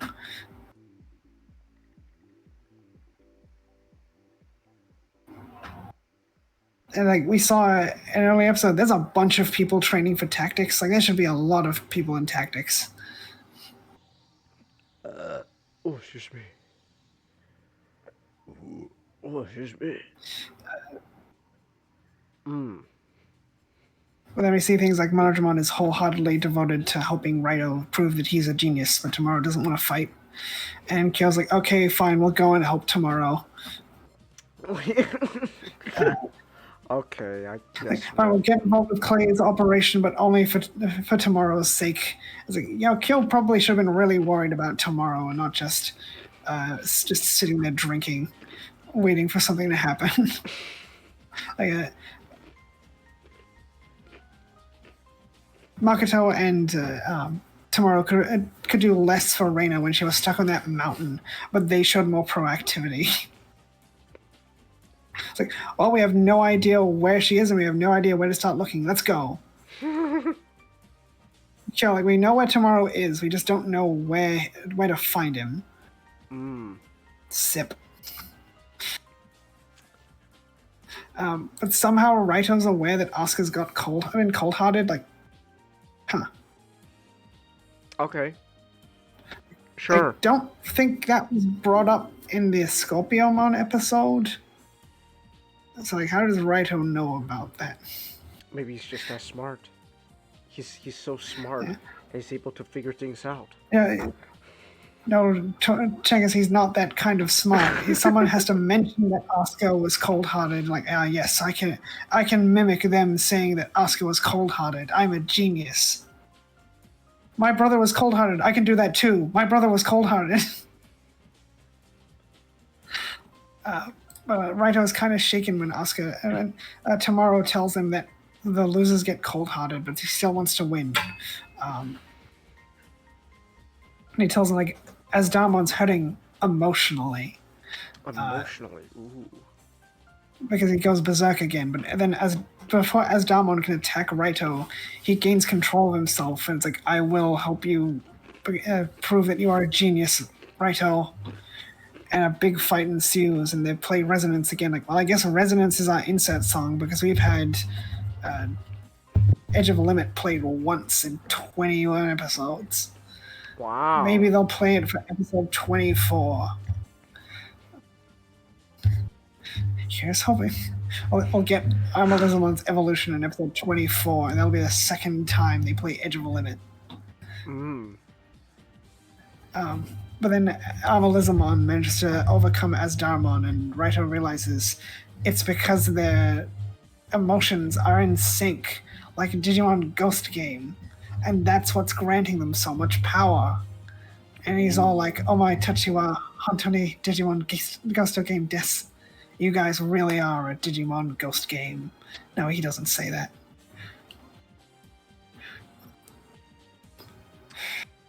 I see. But then Raito realizes that Azadarmon is always thinking of him, but he's never thinking of Azadarmon. So like, yay, character. Whoa. And people point out, a lot of people won't understand, like, why does Tomorrow care so much about Raito? And people are like, Monodramon is a reflection of Raito, and therefore deep down Raito's a good guy. So people are finally coming around to realizing Raito's an interesting character. But then the episode ends when Azadarmon's flung against an electric fence. And then immediately, next episode, The One Beside You. The Black Market Auction, Proof of Genius, and now The One Beside You. The One Beside You is a second part with Proof of Genius, so we finally got multi-parters back. Woo! Yay. Things start going up when we focus less on tactics, more on other characters, more on character, and start having multi-parters again. Yippee. Yippee. But Azadarmon is defeated and reverts to Kidomon, which is Monodramon's baby. And Raito's dragged off because he lost. Ah. And all the holographic audience members vanish, and Kyo arrives.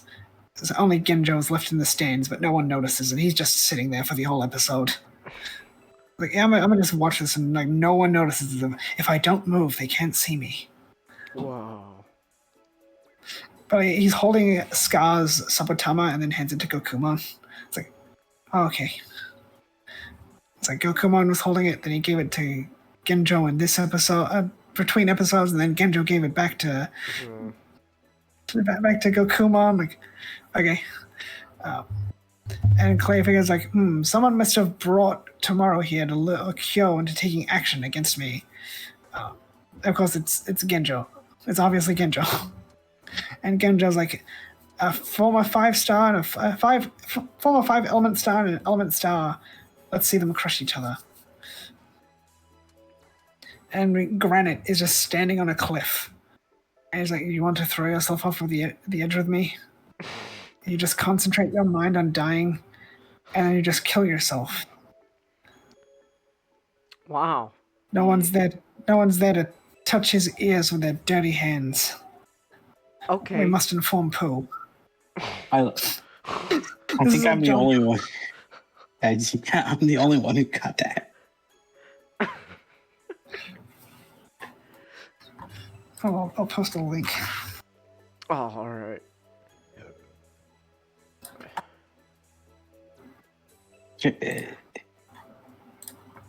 And nobody's here to touch my ear with the dirty hands.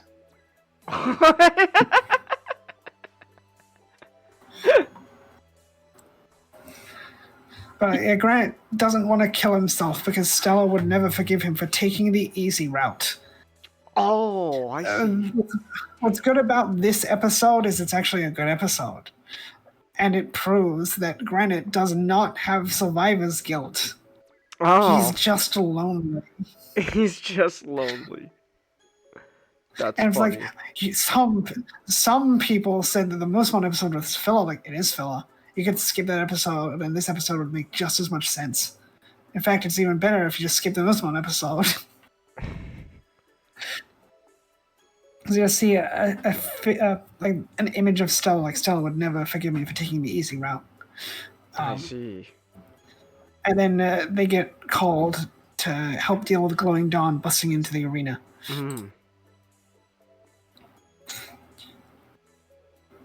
And we see Carrotmon attacking security, proving that he is more useful than Knight Carrotmon, who has appeared like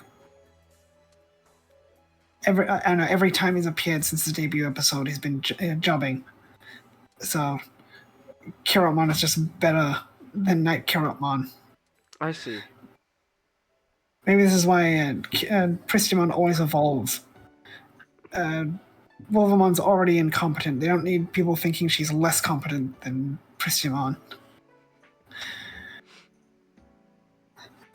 Then tomorrow wants to go and save Raito and realizes he's going to get cold-hearted if they leave him behind. And Naito shows up with Granite and Haruko, and he tells Haruko, go and kill Raito. Oh. So she goes to kill Raito. Okay. Sure. But then Reina, for some reason, docked that someone would kidnap Tomorrow with the express purpose of trying to draw them into a fight with tactics. Huh. That's what a shocking concept.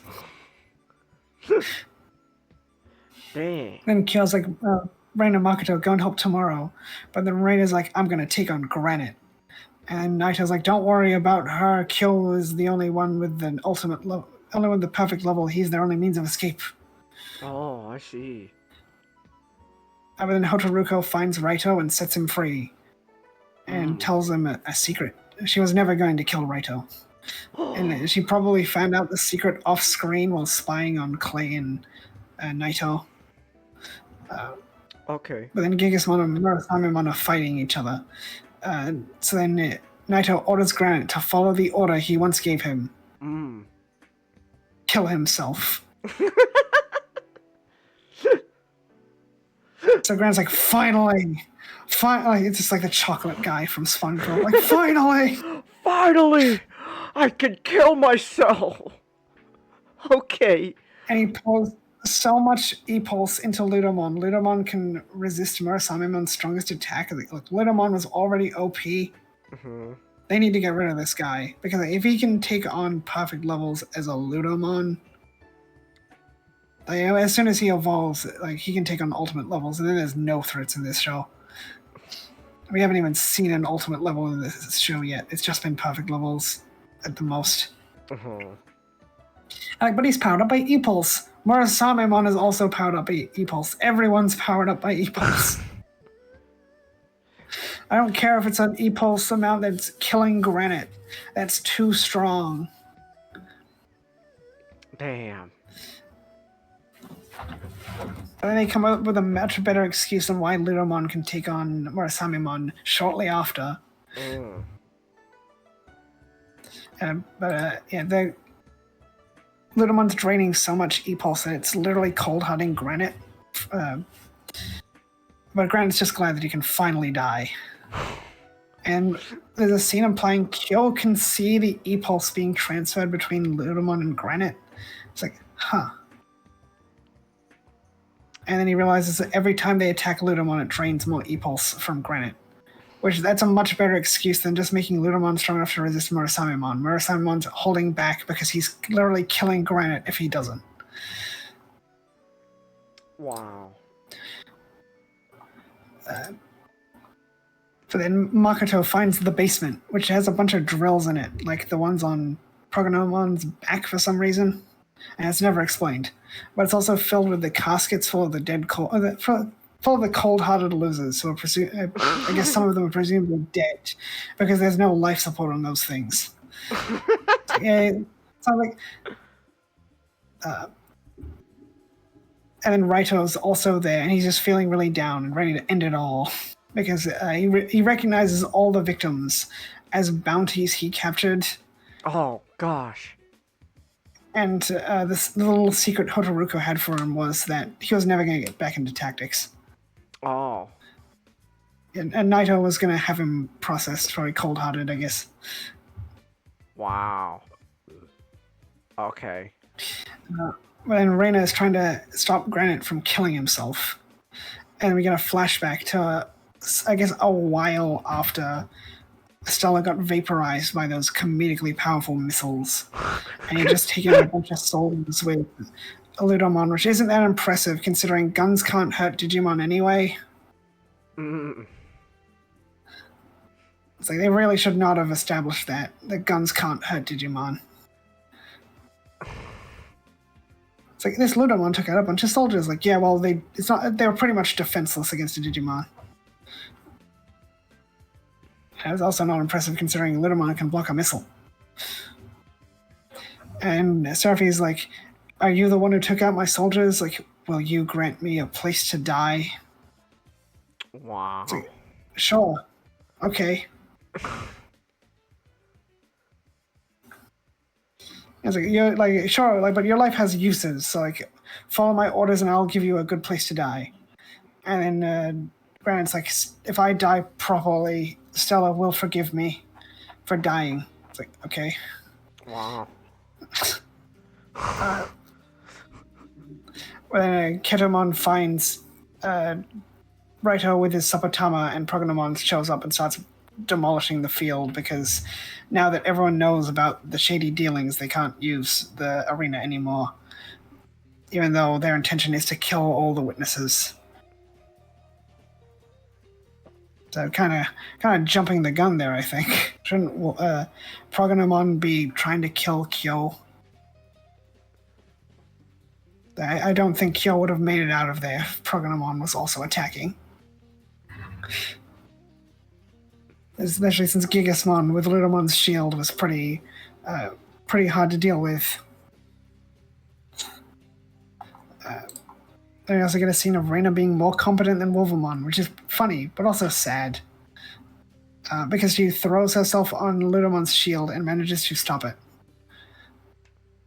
Like, just physically stops Ludomon's shield. Like, wow. Reina's better than her own Digimon.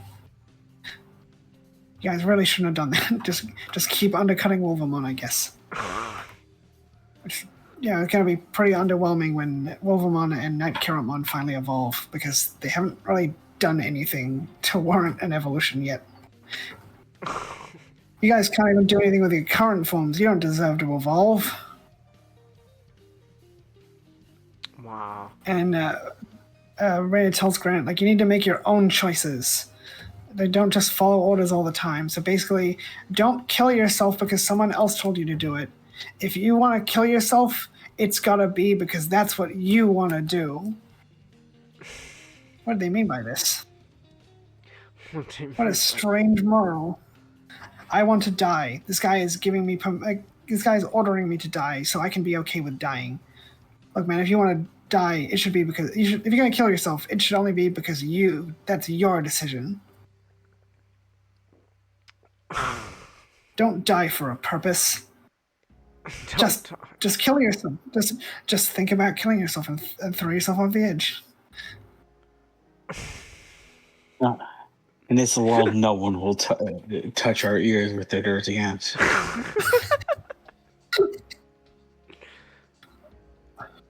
Wow. But Ren is ultimately unsuccessful in convincing Granite to change his mind.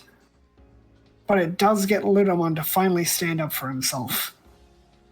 And Ludomon, who had repeatedly expressed concern for Granite, which was not a mutual feeling amongst him and Granite, stands up to Gigasmon, and Gigasmon beats down on him for a good while until, good grief, he's naked.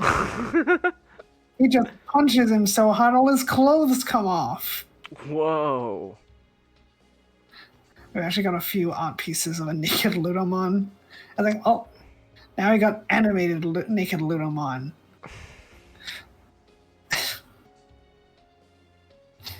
Good thing he's got that Ken doll anatomy. He's smooth down there. Oh, okay. But then Reina's like, Granite and Ludomon is fighting for you. You have to fight too. So basically, forget everything I just told you and listen to me. I'm telling you to fight, so you better fight, Granite. And then Granite realizes, oh, hey, Ludomon does care about me. What? The one person they don't really make the connection that the one person who cared about him died. It's just I don't want to be alone anymore. Like, they don't connect, like, he just needed someone to care about him. Like, it's a really easy connection they could have made, but anything that helps them, that would have made the Moosmon episode more necessary, but it's not. And he doesn't think, I've lost Stella who cared about me, but I have Ludomon who cares about me. It's just, Ludomon cares about me. I don't want to be alone. Ludomon evolves into Tia Ludomon. It's like, wow, that took a while. People were disappointed that Ludomon didn't get anything new. Like man, Shakamon becomes Tylemon. They were not going to give anything new to Ludomon. Like, I hope it was going to evolve into a non-shield evolution. Ludomon's whole thing is it's a shield. You want them to like, what if we ditched literally its entire identity? Yes, they've done that before, but I don't see why they would do it for Ludomon. Like, I have Digimon, like, I'm gonna go from a cyborg to a knight. It's like, oh, you're a protagonist though. Ludomon's whole thing is it's a Legends Arms species, and it's the shield amongst the Legends Arms. Why would it just ditch the whole shield identity? And it's pretty obvious it was just going to come to Ludomon anyway. Like a Monodramon to Ramphomon to Asdarmon is a pretty consistent line. And I saw people arguing things about Digimon lines are always consistent, and people arguing like, no, they're not. It's just a mess. Talking about Geckomon's evolution line, like it'll become this, like no, it won't. Like yes, it will, because the evolution lines are always consistent. Like evolution lines are not always consistent. But again, I think it's pretty obvious. Ludomon was going to become Tier Ludomon, and it was not going to evolve into a shieldless form.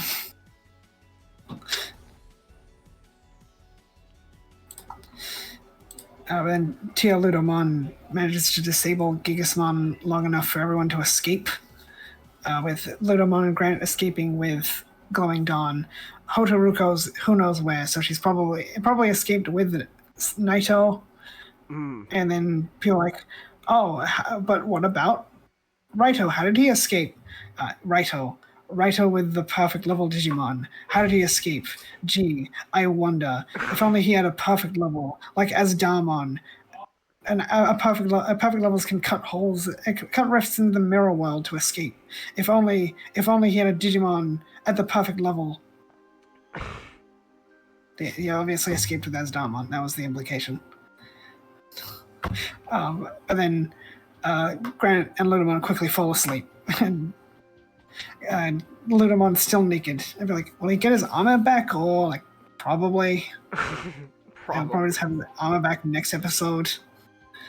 He might not, to necessitate them just evolving, but then, and what could stop Teal Ludomon? Teal Ludomon's got to be like unstoppable. It really should have been Ludomon can take on adult levels. Teal Ludomon can take on perfect levels. Teal Ludomon then becomes a Raiji Ludomon. Raiji Ludomon can take on ultimate levels, and then canonically Brywell Ludramon can stop anything short of Durandamon. Only Durandamon can stop a Brywell Ludramon.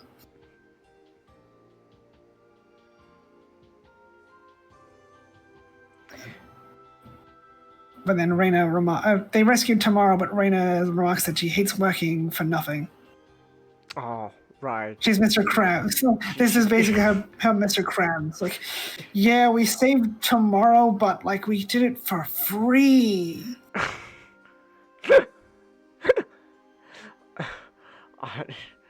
I need the money.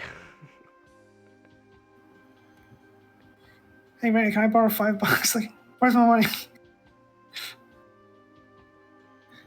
Just beats up someone tomorrow, like Stewie. And Wolvermon comes with a tomboy blade. It's like, oh my god!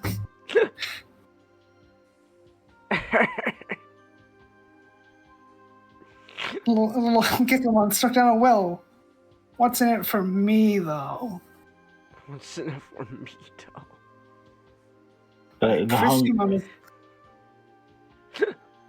The hunger really seems to be setting in. If like 21 episodes in, you're finally complaining about the lack of money. Pristimon is at least glad they rescued Granite. It's like, well, thanks, Reina. Pristimon's a better person than you. And Tomorrow apologizes and explains how he got kidnapped, but no one's really mad at him like the monkey Digimon. And Naito discovers that Genjo was seemingly behind kidnapping Tomorrow. And then the Discord leaks, so Vegeta tells Kakarot, and then Kakarot's like, Vegeta, we have to blow up the Earth.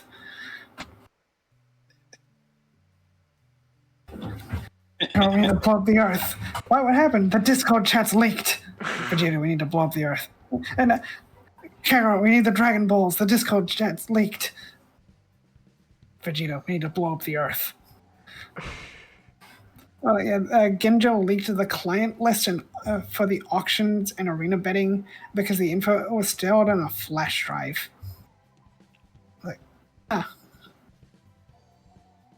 okay. And then Wong's like, all right, Clay's crossed a line. He's getting bountied. And we're on break this week. So next week, we'll see what happens next, which I guess is going to be the last few episodes of the Tactics arc. Oh my gosh, finally. Like, this episode was definitely an improvement. The next episode is going to be Makoto and Totoroki focused again. I guess this is Granite's episode, so we got Granite, then Totoroki again. Okay.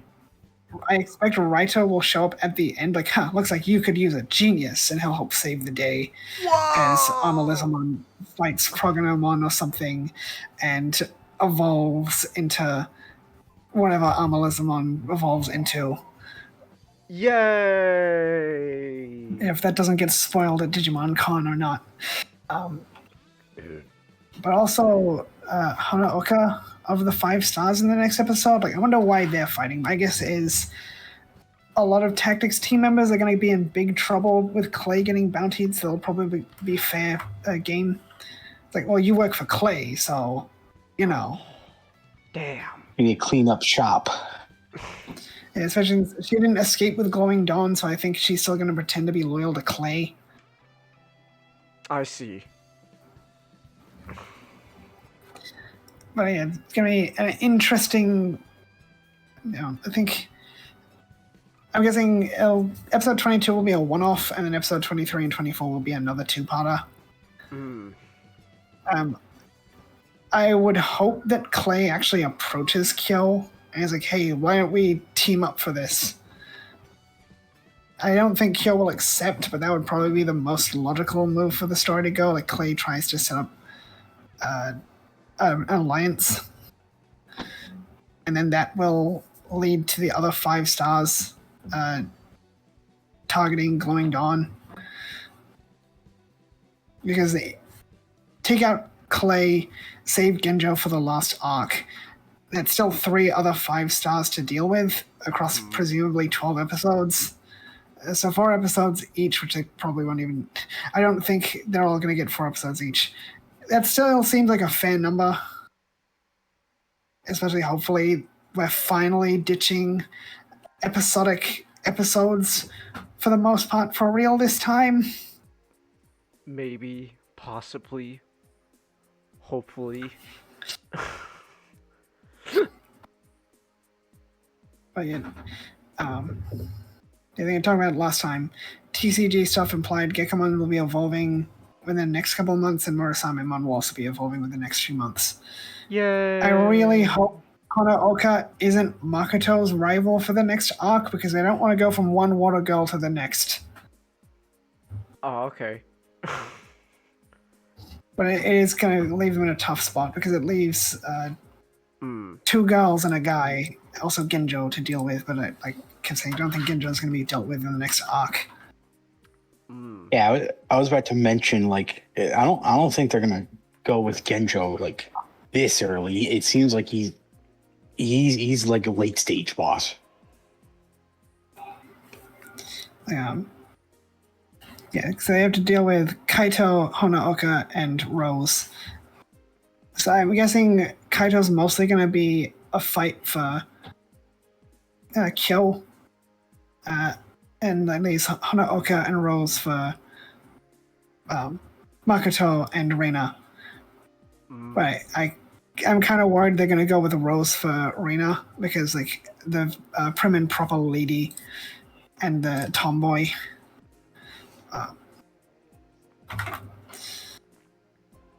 Hopefully they don't mess that up if that's the direction they go with. There is also the possibility they might leave some of it to the final arc, and we just get like a few episodes for the finale. So like leading up to that, Genjo will be dealt with in the last few episodes before the last few episodes. But I don't think so, because they pretty clearly went with Gokumon, because Gokumon has C10 Gokumon as an evolution, which is I still think is going to be the ultimate level debut. Is like, yeah, Digimon can go beyond the perfect level. Check out my Sun Wukong Super Saiyan 3.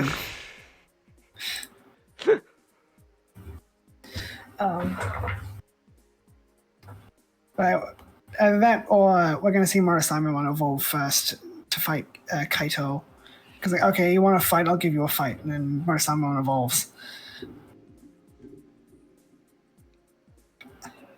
But I guess still, yeah.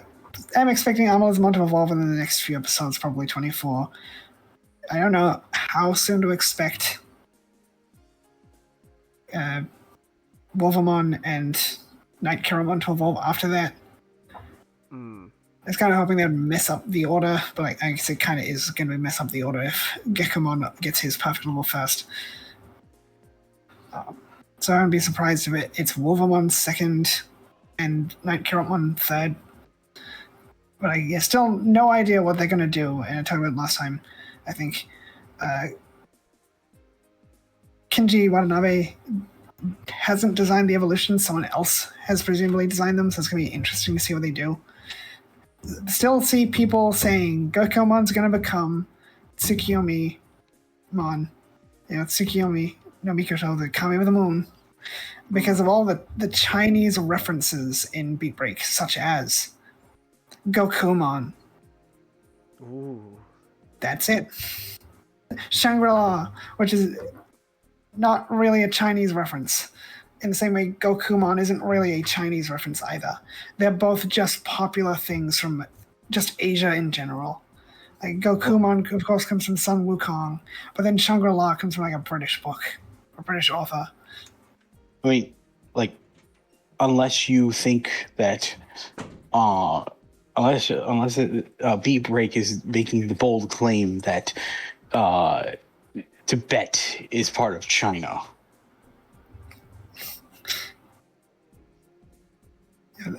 The main thing people think is there's Shambhala, and Shambhala has Kunlun as their host computer, and the Kunlun Mountains is where Shangri-La is located. Like man, I don't think so. I think it's just, Shangri-La is a popular idea for utopia in the East. Like the West has utopia, the East has Shangri-La. Kunlun is also like a spiritual location in Chinese mythology. So of course Kunlun is the host computer of Shambhala, because Yggdrasil is the host computer of the digital world. Homeros is the host computer of Iliad. Feel like, the elements, like the elements of the Japanese interpretation of the Chinese elements. They know that it's metal in Chinese, but the Japanese go with gold anyway. Like they know it's fire, water, wood, earth, and metal. So if they wanted it to be metal, it would be metal. But like, no, we're going to do gold because we're Japanese. It's like going to Cross Wars. Like, well, Cross Wars has Japanese references in it, such as like the 7 Death Generals are named after the 7 elements of the days of the week. Oh, we got a vampire, a water guy, a pirate, a polo, the guy from the story about the guy with the who bought bullets from the devil,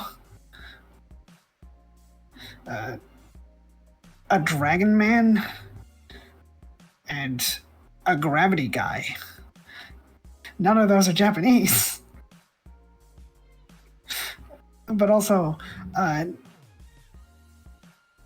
Gekomon will become a Japanese kami because of all the Chinese references, and he dual wields swords like the samurai who did not dual wield swords and are famous from coming from a country that is not China.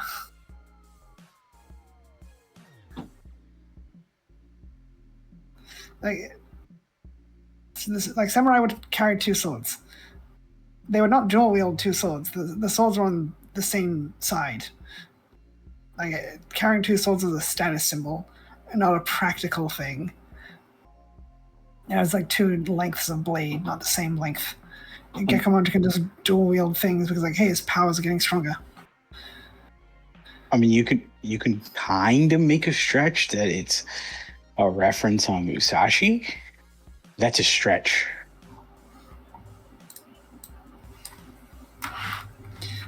But like people talk about Gekomon's moonlight, so the moon kami. It's like it was always a pun on Gecko, and like you look at other designs they had, and only two of them actually had the moon.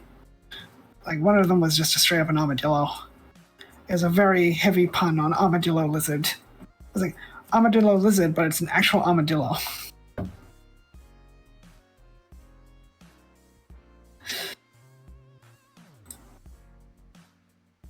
But yeah, not really any new Digimon news to talk about, other than we're almost through the reprint set. Almost. And I imagine they'll hold off on the special reveals of the starter decks until the Digimon debut in the TV series, which they have a couple months. They don't need to rush into anything unless they reveal them at Digimon Con in a couple of weeks. Which I wouldn't put it past them.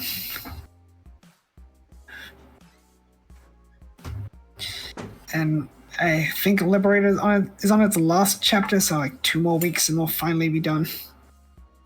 Because it seems like they're pretty much gonna do the whole like, yeah, this is it, bye everybody. I think just in time for Digimon Con, which is probably when they'll announce Elysian's release date.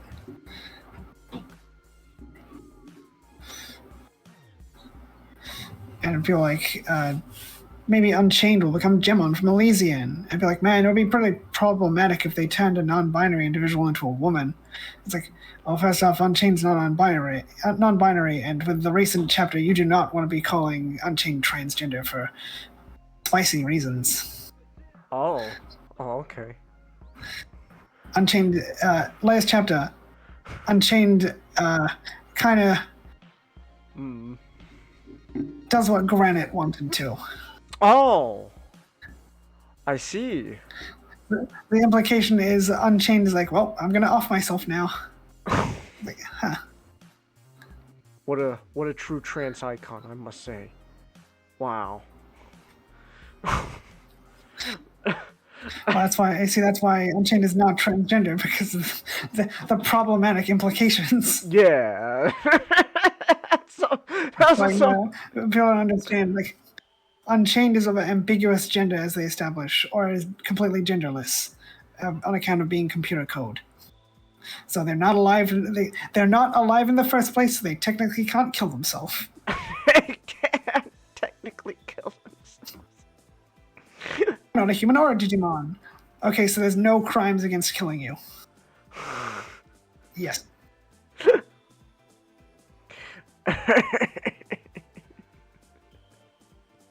I don't think Unchained is going to become a Digimon. Like, the whole thing is a little bit of their thing is their identity crisis of not being neither human nor Digimon, and how they resent that fact. I think Gemon is just a Digimon that spawns in Lacuna as a result of what happens after Liberator, I guess. Like, Lacuna has been revitalized. And yeah, there's a specific thing. Zafagamon's level 7 Vortextramon heals the world of its poison. And there's a scene, it's one of those things where a couple times they'll do special readings of things. So it's like a non-natural reading applied to the words, like sushi is a prime example of that. The characters that spell sushi are not read sushi. So they did it earlier in Liberator, like I talked about it. They did New World read as Digital World, and in the latest chapter they did Will of the World read as Vortextramon. So I wonder, like, is what Vortextramon does to Lacuna revitalize it, and that inadvertently spawns Digimon. I guess we'll find out. Maybe that's why there's an evil Shoto in the beta. Like, I'm hoping Beatbreak picks up. It keeps what it was doing earlier and what it's doing again in episode 21. Very, because we're like, I'm gonna miss a slice of life. Like my guy, Beatbreak is at its worst when we do slice of life stuff. When we're doing quiet one-off episodes, that's honestly where it's been its worst. It's been its strongest when we have, urgency, when we have interconnected episodes, which is why Tactics has been such a drag. Because they never firmly established goals or motivations. They're only now just getting big character things at the end of the arc for these characters who probably shouldn't have been introduced. They really did not do a good contrast between Tactics and Glowing Dawn. Like freedom versus whatever. Like, well, that's never touched upon. Glowing Dawn's freedom is never clashes with what Tactics does. I think it's safe to say, and I say this stuff rather than waiting a few episodes, because like Tactics is no more. Granite's out of the team, Raito's out of the team. It's just Hotaruko left. So like there is no more Tactics.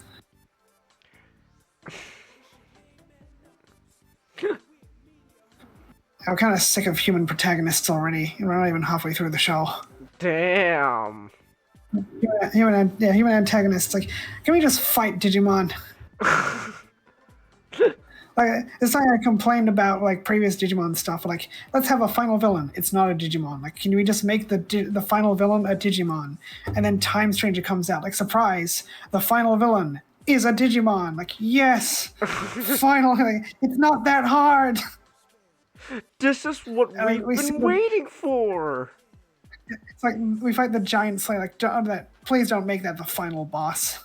It technically is the final boss. Okay. But also technically the final boss is a Digimon. It's like, I'll take it. The final boss is a Digimon. I will take it. But like, this is like the Digimon aren't characters anymore. It's like, here's a go with a Shakamon. What's the Shakamon like? Don't worry about the Shakamon. You watch Digimon for the Digimon? Yes. What is wrong with you? That's crazy, SGD. It's like saying you're watching Pokemon for the Pokemon. It's like saying you're watching porn for the plot. My gosh. That's crazy, man. Saying you're...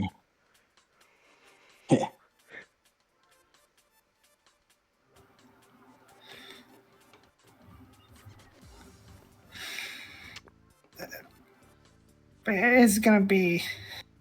I think they really need to establish Prognamon as a massive threat, because Geckomon's repeatedly shown that he can take on perfect levels as Amalizamon. So like, oh yeah, we can take on perfect levels as Amalizamon still. A bunch of perfect levels aren't going to be a problem. Like, well, you guys really need to establish that these guys, like, ultimate level perfects. So when Satan Gokumon goes ultimate level, he's like a super ultimate, which isn't actually a level, except when it is. Oh, I see. vtuber introduced the term, like, okay, so they're not implying super ultimate is a level, they're just implying that it's a super ultimate Digimon, the term ultimate being distinct from the ultimate level of Digimon, and then super ultimate Arcadamon show, like, oh no, it is a level. Level 7 is real. I saw someone really confused about level 7s and ultimates in the card game, because they're like, sounds like, I think something will be an episode, a level 7, and it sounds like, but it's an ultimate level. I was like, yeah, all the ultimate levels, all the level 7s are ultimate levels in the card game, because super ultimate is not listed as a level in the encyclopedia. And like, but everything it's been in, it's been an ultimate level. It's been an ultimate level. Like, yeah, super ultimate doesn't exist. but it's always seeing someone acting like my brother. It's like you're just not listening. Like, it's always been an ultimate level. It's been in one thing. It's like, but it's never been a level 7. It's never had the opportunity to be a level 7. I don't remember what Digimon it was they were talking about. It ended up as a level 7. I remember that much. I think it was Abaddamon, which had only appeared in one thing up until that point.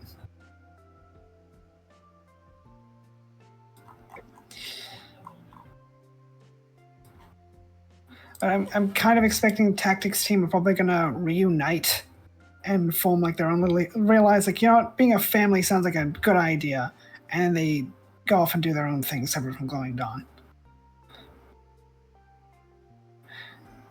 Because they're like, oh, I hope Ludamon becomes the 6th Ranger. Like, probably not. If anyone's gonna stick around, it'll be Raito, but I'm not expecting Raito to stick around. I think Hotaruko is gonna come clean to her family. Because the next episode is supposed to be about her understanding that you can work together with people. So, Raito probably understands that he can be more open with people about emotions, and emotions are not a weakness. Hotaruko understands that working together with people is not a bad thing, and Granite opens itself up about not wanting to be alone. So they all become a family unit, and it's like, well, see ya, Glowing Dawn. We're too OP to keep around.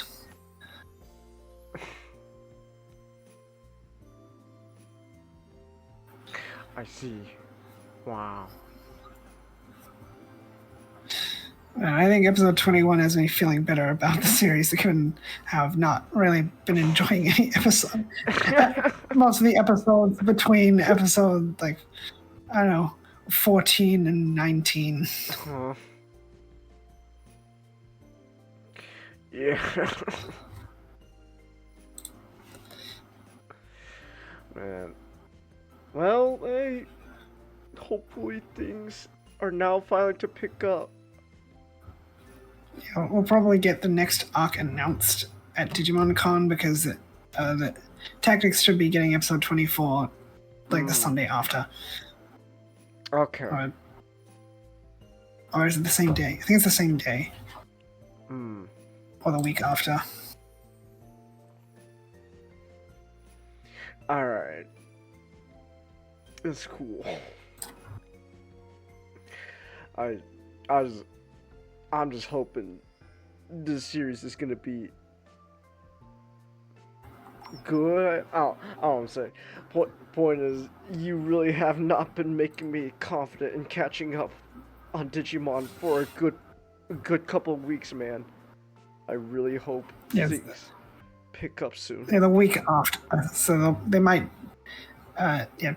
The episode 23 will be on the same day as Digimon Con. I think they announced Tactics a couple episodes before it actually started. Okay.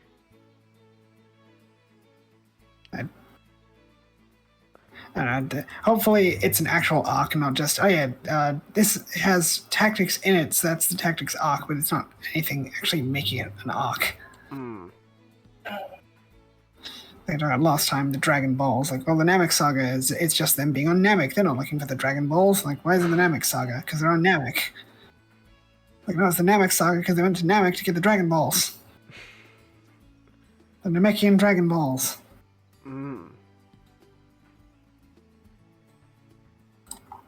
How would you assume that the Namekian Dragon Balls will be on Namek?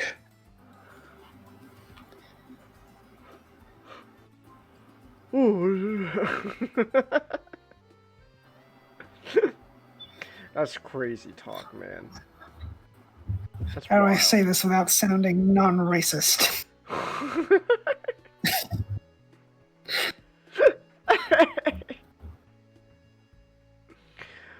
Wow. Alright then. Oh.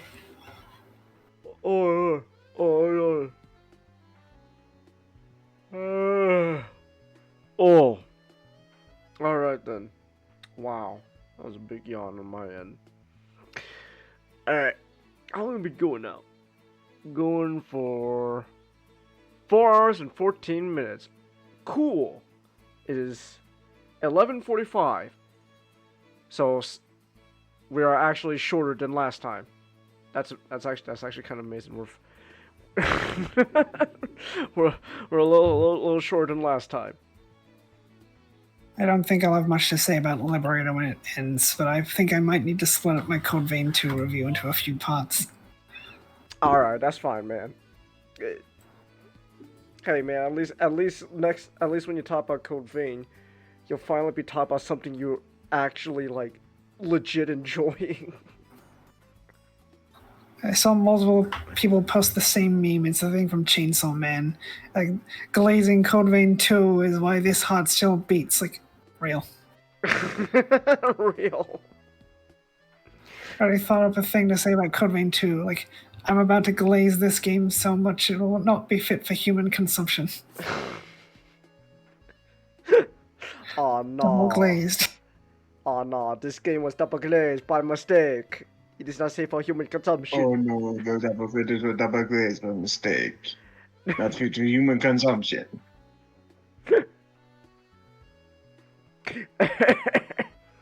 Well, but I need to play Scarlet Nexus 2 again. That's one of those games like, man, if I could go back and forget I ever played this game to play it again, I would.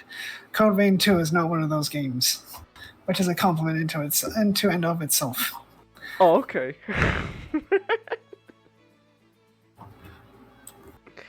Alright. Cool. Well, alright then. I think this is about pretty much wraps things up then for tonight.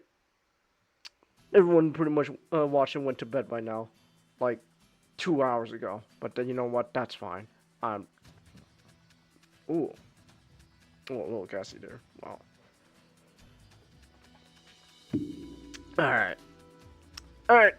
So we're gonna call things here. Either way, whoever came, thanks, and anyone watching it replays, that's cool as well. What was there? Oh yeah, tomorrow, finally, after a month, we can finally get back to reading a bunch of Sonic comics. It took only. I don't know about that. I'm leaving tomorrow. You're leaving tomorrow? Yeah, I'm going back to Ohio. Oh, what? Shit, man. Well, I guess it all depends on when I get back and how I'm feeling. No. If that's the case, then I'll think of something else to do tomorrow. I didn't know you were gonna go back tomorrow. So, okay. Well, I guess that's another week of Sonic postponed. I don't know. I guess I'll just play more Yakuza because I like that game. I don't know. Maybe we can find something. Yes, like. I guess like since the Oscars are a week away, you just I guess you want to go through like the other years and kind of just talk about like the other best pictures. We could just talk about the Oscar. Oh. Oh, maybe. We'll see. We'll see. I mean, Nick, if Nick doesn't like the idea, then yeah, we can. No. I was like, oh, okay. It's not an like nah. It's an idea. Yeah, it's an idea. Yeah. Well, alright, but I don't know. Why would I have to reminisce on stuff that already happened? Either way, I guess that's just another week without Sonic. So damn. Which is kind of. I don't know what are you gonna say.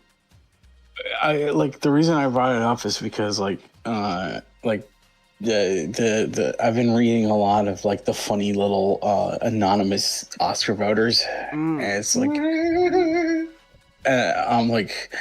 I'm like they're comparing like they're starting to turn on one battle after another, and they're comparing it to Green Book and Driving Miss Daisy. And I'm like, what? Oh my god!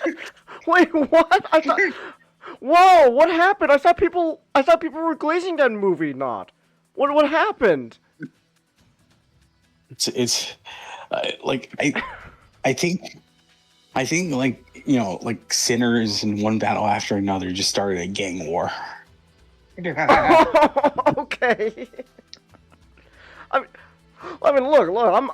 I'm perfectly fine if Sinners wins. It's just that I'm just confused because like before people were glazing one battle after another. Like, oh my gosh, this is one of the best movies I've ever seen this year. It's like, damn, we're just 180'd. Okay.